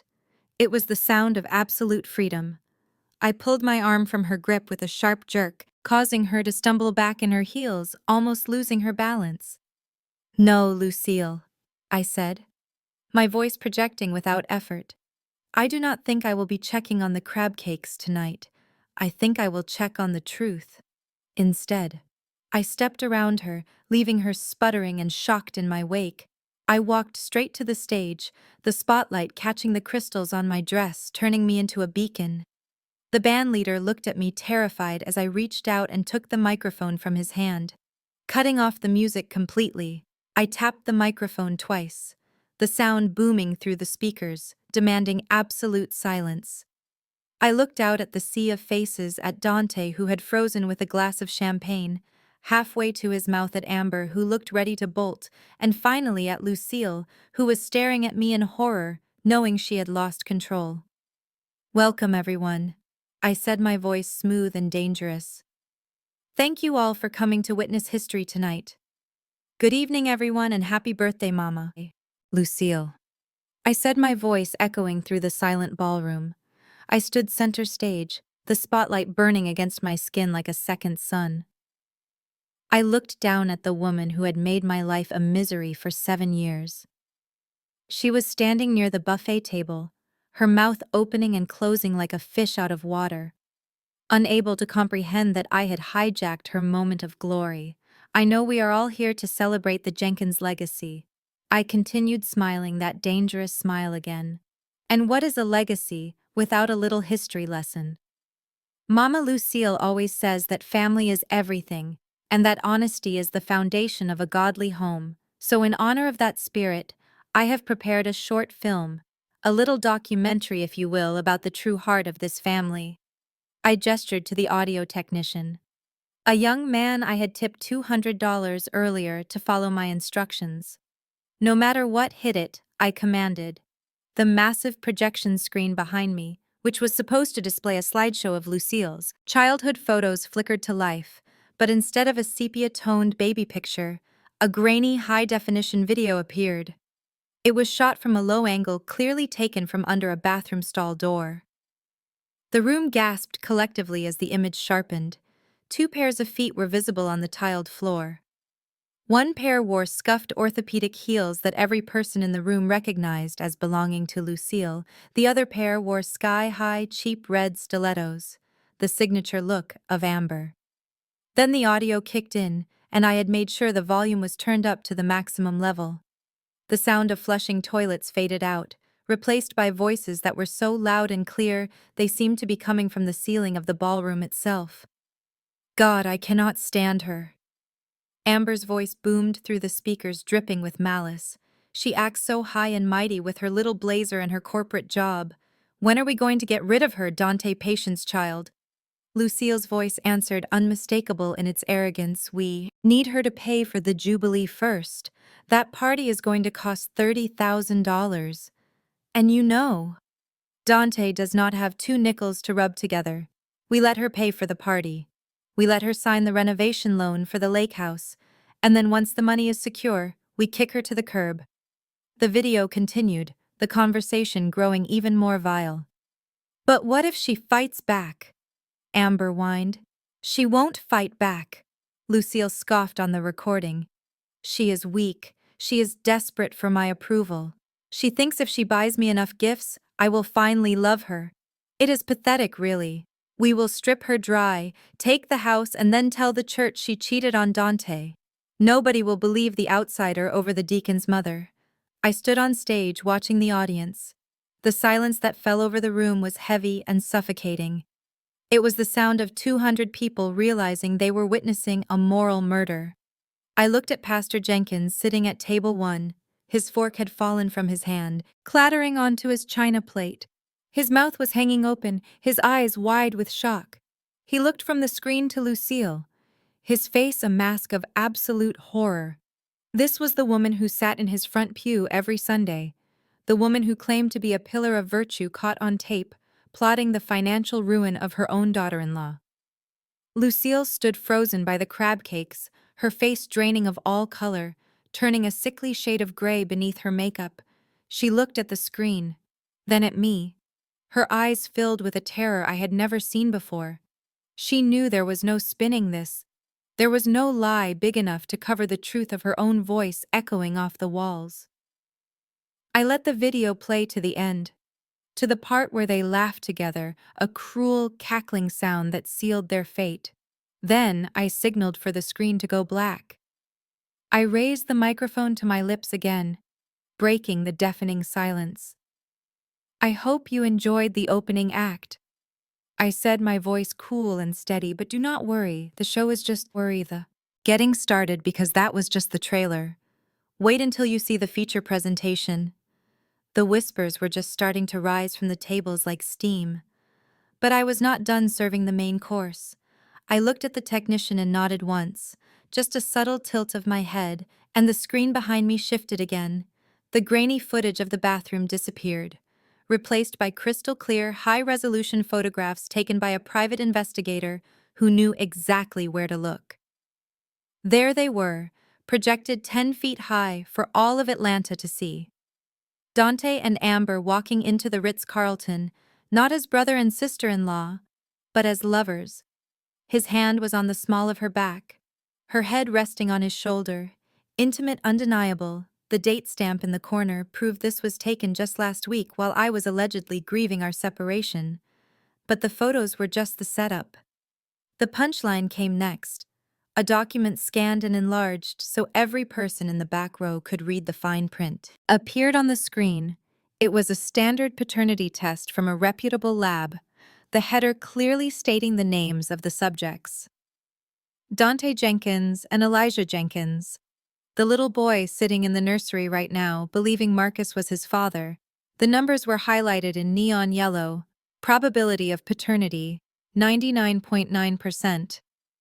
A collective gasp sucked the air out of the room louder than before, a sound of pure scandal. But I wasn't looking at the crowd, I was looking at Marcus. He had been standing near the entrance, waiting for this moment, vibrating with the energy of a man whose world had just ended. He didn't run. He walked his steps heavy and deliberate, marching toward the stage like a soldier walking into cannon fire. He climbed the stairs, his eyes locked on his brother. Dante stood there frozen, the champagne glass finally slipping from his fingers and shattering on the floor. A prelude to the violence to come. Marcus grabbed the microphone from my hand, his grip tight, his knuckles white. He turned to Dante, his voice cracking with a pain so raw it made people look away. "You slept with my wife," he screamed, the sound tearing through the speakers, distorting with the force of his rage. "You slept with Amber in my house, in my bed, while I was raising your son, thinking he was mine." Then he turned to Lucille, who was shaking near the cake table, looking for an exit that didn't exist. "And you knew," he roared, pointing a trembling finger at his mother. "You knew the whole time. And you let me live a lie. You let me raise my brother's bastard because you wanted to protect your golden child. You sacrificed me for him." Dante tried to step forward, his hands raised in a pathetic attempt to calm the storm. "Calm down. Marcus, look. Let's talk about this outside. Don't make a scene," but there was no talking left to be done. Marcus pulled back his fist and unleashed years of betrayal in a single motion. He connected squarely with Dante's jaw, a sickening crack that echoed through the microphone still clutched in his other hand. Dante crumbled, dropping like a stone, his legs giving out under the weight of the truth. Amber let out a scream, a high-pitched shriek that shattered the last remnants of decorum. She covered her mouth, staring at the man she had cuckolded, staring at the ruin of her secret life as the room descended into absolute chaos. I stepped back into the shadows, the director watching the tragic finale of the play I had orchestrated. The room was vibrating with the chaotic energy of a riot, but I was not finished dismantling their lives layer by layer. I stepped over Dante, who was groaning on the floor, clutching his jaw, and tapped the microphone one last time. The sharp sound cutting through the noise of Marcus's heavy breathing and the shocked murmurs of the crowd. "Please hold your applause," I said, my voice cutting through the din like a knife. "I have one final announcement regarding the living arrangements of our happy couple." I pointed the remote at the screen, and the paternity test vanished, replaced by a legal document that was far more devastating to the people in this room.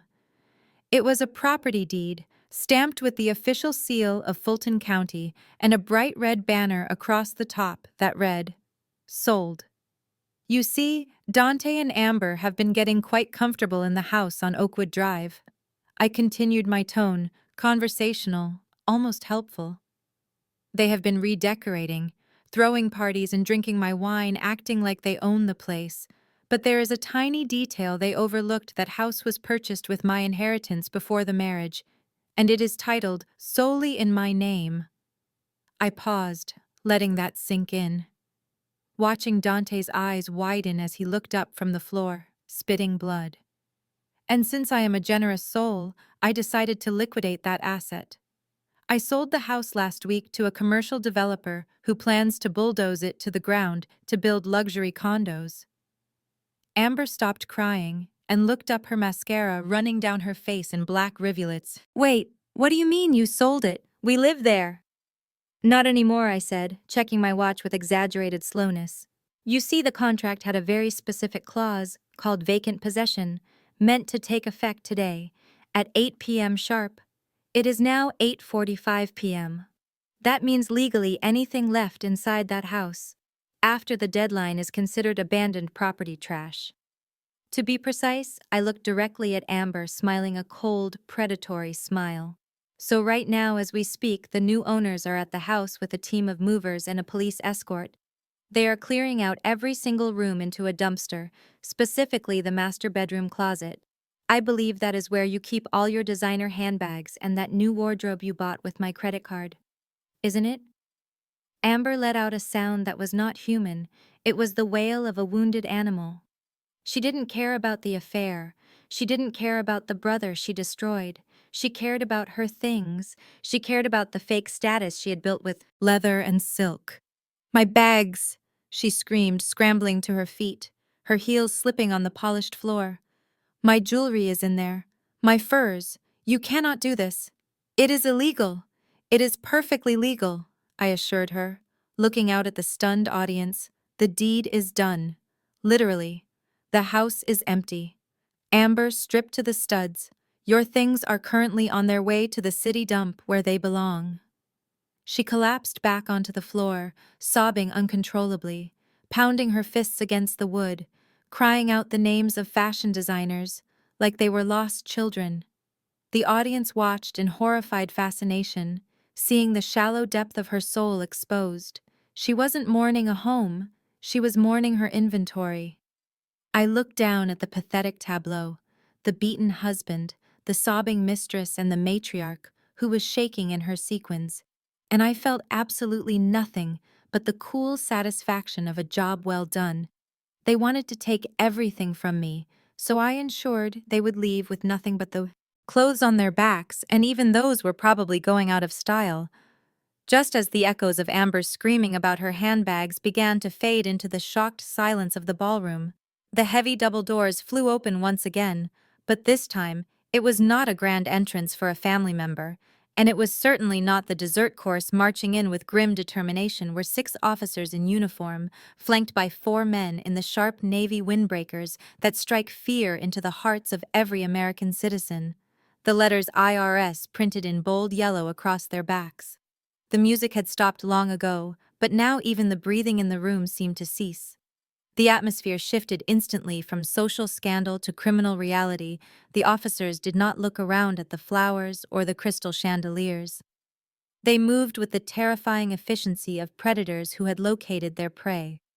They walked straight past Mama Lucille, who was clutching her chest, feigning a heart attack, and surrounded Dante and Amber, where they huddled on the floor. Dante Jenkins, a deep voice boomed from the lead agent. A man who looked like he had never smiled in his life. Stand up. You are under arrest. Dante scrambled to his feet, his tuxedo disheveled, blood still staining his chin. Wait. Hold on. There must be a mistake. I am a businessman. This is my mother's birthday party. There is no mistake, the agent said, pulling a pair of steel handcuffs from his belt. We have a warrant for your arrest on multiple counts of federal income tax evasion, wire fraud, and the embezzlement of funds from a protected minors trust fund, specifically the college savings account of your stepdaughter, Maya. The crowd let out a sound that was less of a gasp and more of a growl. Stealing from a wife was one thing, but stealing from a child was a sin that even this room of sinners could not forgive. Amber tried to edge away, inching backward in her neon pink dress, hoping to blend into the scenery. But 2 officers intercepted her. Immediately, Amber Jenkins or Amber Davis. The officer corrected, reading from a sheet. You are also under arrest for conspiracy to commit fraud, receiving stolen property, and money laundering regarding the assets of L&A Holdings. Me? She shrieked as they grabbed her arms, twisting them behind her back. I didn't do anything. I just spent the money he gave me. I didn't know where it came from. Get your hands off me. This dress is silk. Ignorance is not a defense, ma'am, the officer said, snapping the cuffs shut with a metallic click that rang out like a judgment bell. You are an accessory to the crime. Dante watched as his mistress was dragged away, kicking and screaming, and then he looked at the agents closing in on him. The reality finally pierced his delusion. His mother couldn't save him. His lies couldn't save him. He looked wildly around the room until his eyes landed on me, standing calm and untouched in my red dress. He lunged toward me, dragging the agents a few steps with him, desperation pouring off him like sweat. Simone, baby, please, he wailed, tears streaming down his face mixing with the blood. You have to stop them. Tell them it is a misunderstanding. Tell them I was going to pay it back. I am your husband, Simone. I am the man you love. Do not let them take me. I looked at him. This man who had called me old and frumpy, who had spent my money on another woman who had tried to leave my daughter with nothing.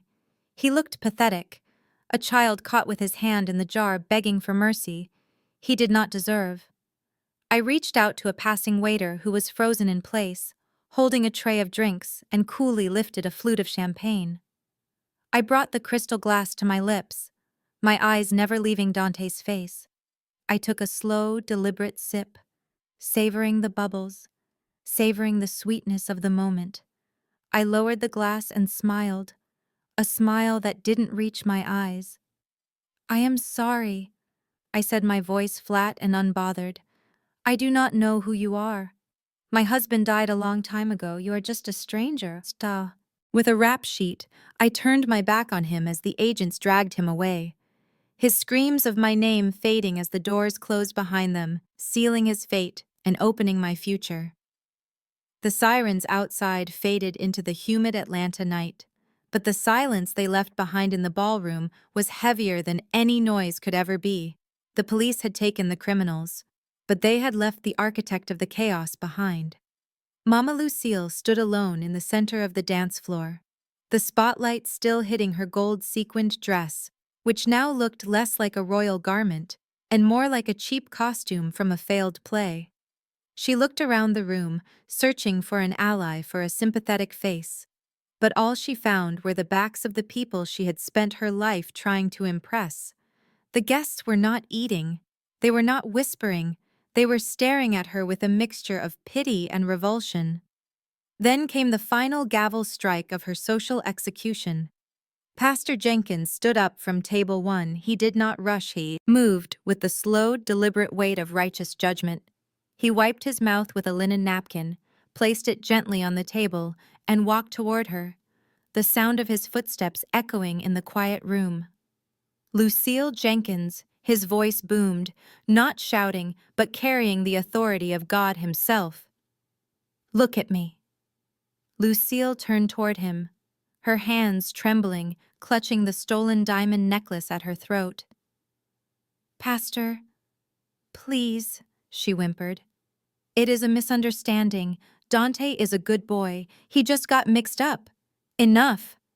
The pastor raised a hand, cutting her off. Silence. Woman, we have seen the evidence with our own eyes, and we have heard the venom from your own lips.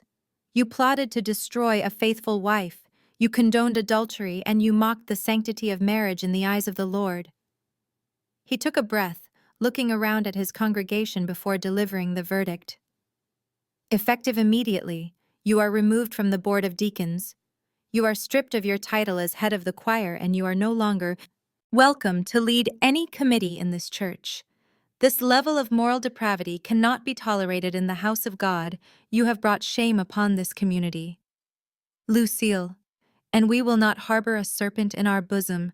You are expelled from leadership. The words hit her physically. She flinched as if he had slapped her. This was worse than prison for Lucille. This was social death. She was being cast out of the kingdom she thought she ruled. She looked at the judges, the doctors, the socialites, and saw them turning away, gathering their purses, signaling for their valets, distancing themselves from the stench of her failure. Panic set in, real, raw panic. She realized in that moment that she had nothing.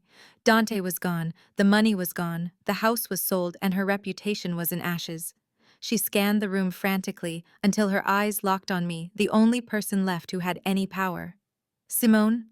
She gasped, stumbling toward me, her arms outstretched, ignoring the fact that she had tried to have me thrown out. "Minutes ago, Simone, daughter. Please, you cannot leave me like this."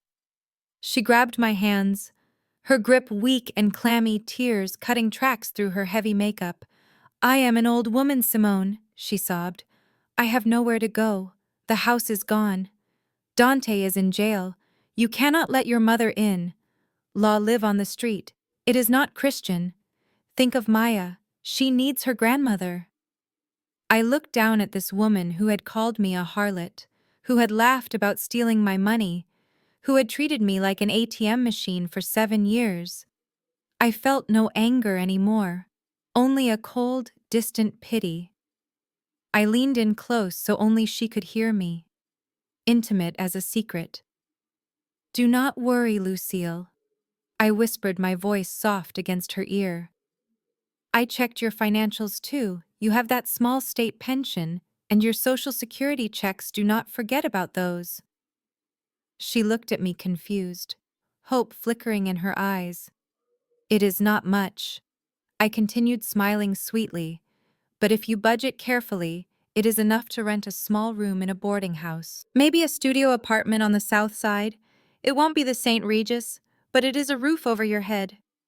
Her face crumbled, the hope dying instantly. "But I cannot live like that," she whispered, horrified. "I am Lucille Jenkins." "Not anymore," I said, pulling my hands away from her grip. "Now you are just another broke old woman facing the consequences of her actions." "Good luck, Lucille," I said, stepping back, turning my back on her for the last time. I walked toward the exit, my red dress trailing behind me, leaving her standing alone in the center of the ballroom, a queen without a castle, a mother without a son, and a woman without a name. The heavy oak doors of courtroom 4B closed with a dull thud, sealing the fate of the Jenkins dynasty inside walls of mahogany, and indifference. 3 months had passed since the night of the red dress and the Jubilee explosion. 3 months of depositions, forensic audits, and meetings with federal prosecutors. Today was the final act, the day the gavel would fall and the credits would roll on my marriage. I sat in the front row wearing a crisp white suit, a deliberate choice symbolizing a clean slate, a new beginning. I sat alone, but I did not feel lonely. I felt the solid weight of justice sitting beside me.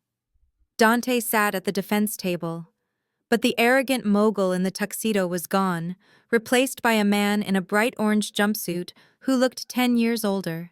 His shoulders were slumped, his hair was unkempt, and he refused to look at me or anyone else in the gallery. Amber sat a few feet away, looking small and terrified in her beige prison uniform. She had traded her stolen designer heels for rubber slides, and her defiance had been washed away by weeks in county jail, leaving only fear. The judge, a stern woman with glasses perched on the end of her nose, shuffled the papers on her bench before looking down at the defendants. "Dante Jenkins," she began, her voice filling the silent room, "you have been found guilty of wire fraud, tax evasion, and the embezzlement of funds from a minor's trust fund. These are crimes of greed and moral bankruptcy. You stole from your wife, you stole from the government, and worst of all, you stole from a child to fund a lifestyle you could not afford." Dante flinched as she spoke, but he remained silent. "I hereby sentence you to 5 years in federal prison, followed by 3 years of supervised probation." She announced, the gavel striking the wood with a sound that echoed like a gunshot. She turned her gaze to Amber. "Amber Davis, for your role in the conspiracy and for knowingly receiving and utilizing stolen assets, I sentence you to 2 years in a federal correctional facility." Amber let out a soft sob, burying her face in her hands, But the judge was not finished. She looked over her glasses at the back of the courtroom, where Marcus sat quietly holding a toy car in his hands. Regarding the custody of the minor child, Elijah Jenkins, the judge said, her voice softening slightly. The biological evidence is clear, however, the biological father will be incarcerated and the mother is unable to provide care. Marcus stood up slowly, clutching the toy car, his face weary but determined. Your Honor, he said, his voice steady, despite the pain clearly visible in his eyes. Elijah is innocent. He did not ask for any of this. He does not know who his biological father is. He only knows me. I am the one who fed him. I am the one who rocked him to sleep. I am his father in every way that matters. I am petitioning to adopt him and raise him as my own. I watched Marcus, a lump forming in my throat. He was the only Jenkins with a heart, the only one who understood the true meaning of family. He was choosing love over pride. He was saving that little boy from the sins of his parents. The judge smiled, a rare, genuine smile. Petition granted, Mr. Jenkins, she ruled. Elijah is lucky to have you. Finally, she turned to me, picking up the last document on her stack. Regarding the petition for divorce filed by Simone Jenkins, the court finds in favor of the plaintiff due to irretrievable breakdown caused by the defendant's adultery and financial misconduct. The prenuptial agreement is upheld in full, all assets previously titled to Simone Jenkins remain her sole property, including the proceeds from the sale of the marital home and all retirement accounts. She looked at me and nodded once, a gesture of respect. You are a free woman, Mrs. Jenkins. The gavel came down one last time, a sound of finality and liberation. I stood up, picking up my purse, feeling lighter than I had in a decade. I didn't look back at Dante, as the bailiffs led him away in handcuffs. I didn't look at Amber weeping on the table. I looked at Marcus, who gave me a small, sad nod of gratitude.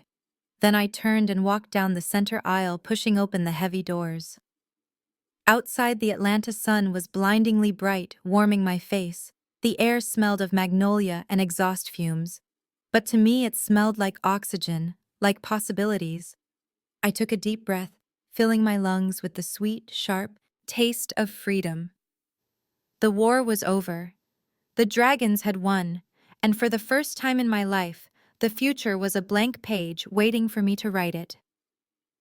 The hum of Hartsfield-Jackson International Airport was usually a sound of stress for me, a reminder of rushed business trips, delayed flights, and the constant pressure of corporate deadlines.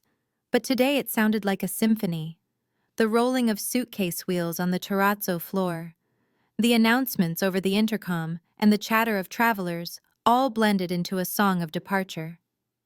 I stood in the middle of the international terminal, holding 2 passports in one hand and my daughter's warm little hand in the other.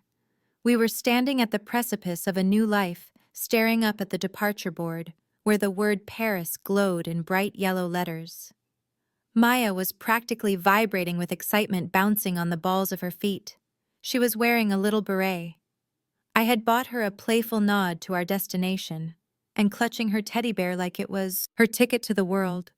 She looked up at me, her eyes shining with a light that had been dim for too long. Mommy, is the plane really going to take us across the ocean? She asked for the 10th time. Yes, baby. I smiled, adjusting the strap of my carry-on all the way across the ocean to a city where we can eat croissants for breakfast, and no one knows our names. Just as we turned to join the queue for the security checkpoint, my phone vibrated in my hand. It was a jarring sensation, an intrusion from a world I was trying to leave behind.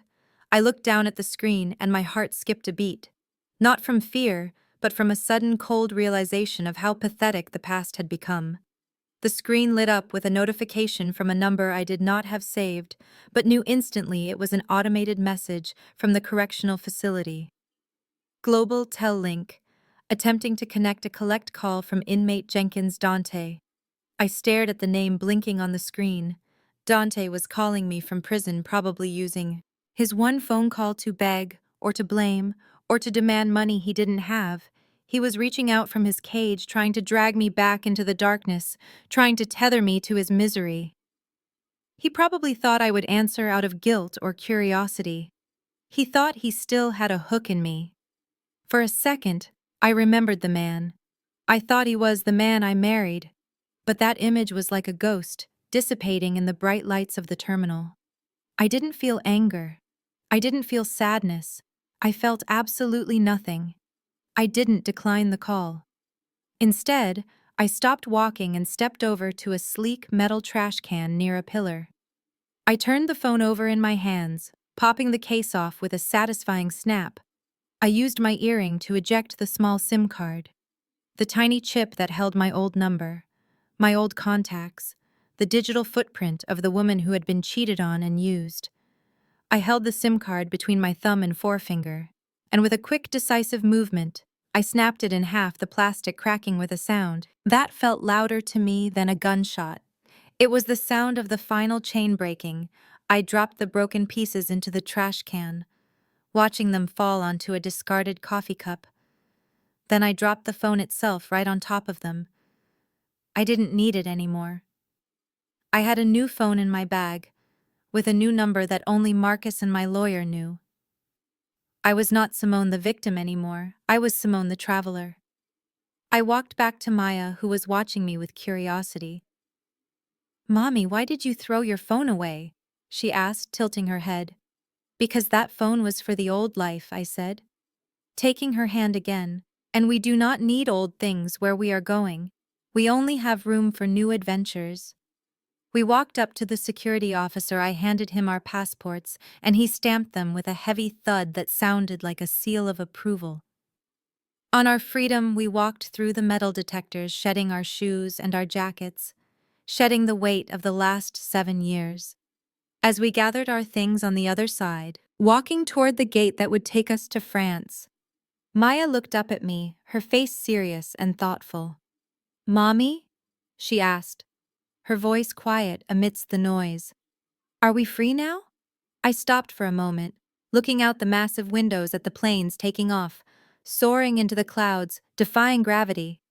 I looked at my daughter, safe and happy and loved. I squeezed her hand, feeling the strength returning to my own bones. "Yes, my love," I said, a genuine smile spreading across my face, tears pricking my eyes. But they were happy tears, for the first time in forever. "We are free," I whispered. "Not just for today, but forever now. Let's go catch our flight. The world is waiting for us." The most profound lesson from Simone's journey is that silence is not weakness. It is preparation when faced with the ultimate betrayal. The natural instinct is to explode in rage. But Simone teaches us the devastating power of strategic patience. She demonstrates that true strength isn't about how loud you can scream, but how calculated you can be when the world tries to break you. Furthermore, this narrative serves as a stark reminder of the importance of financial independence and self-worth. Simone's ability to walk away and to burn the bridge behind her was rooted in her understanding of her own value. She refused to be a victim in her own story, proving that when you weaponize your intelligence rather than your emotions, you become unstoppable. The villains in our lives often mistake kindness for naivety, but as Simone showed, the most dangerous person in the room is the one who knows the truth and stays quiet until the checkmate. Ultimately, we learn that we do not need a prince to save us. We just need to remember that we have always been the dragon. If you are ready to stop waiting for a savior and start claiming your own power, hit that subscribe button and join our community of dragons today.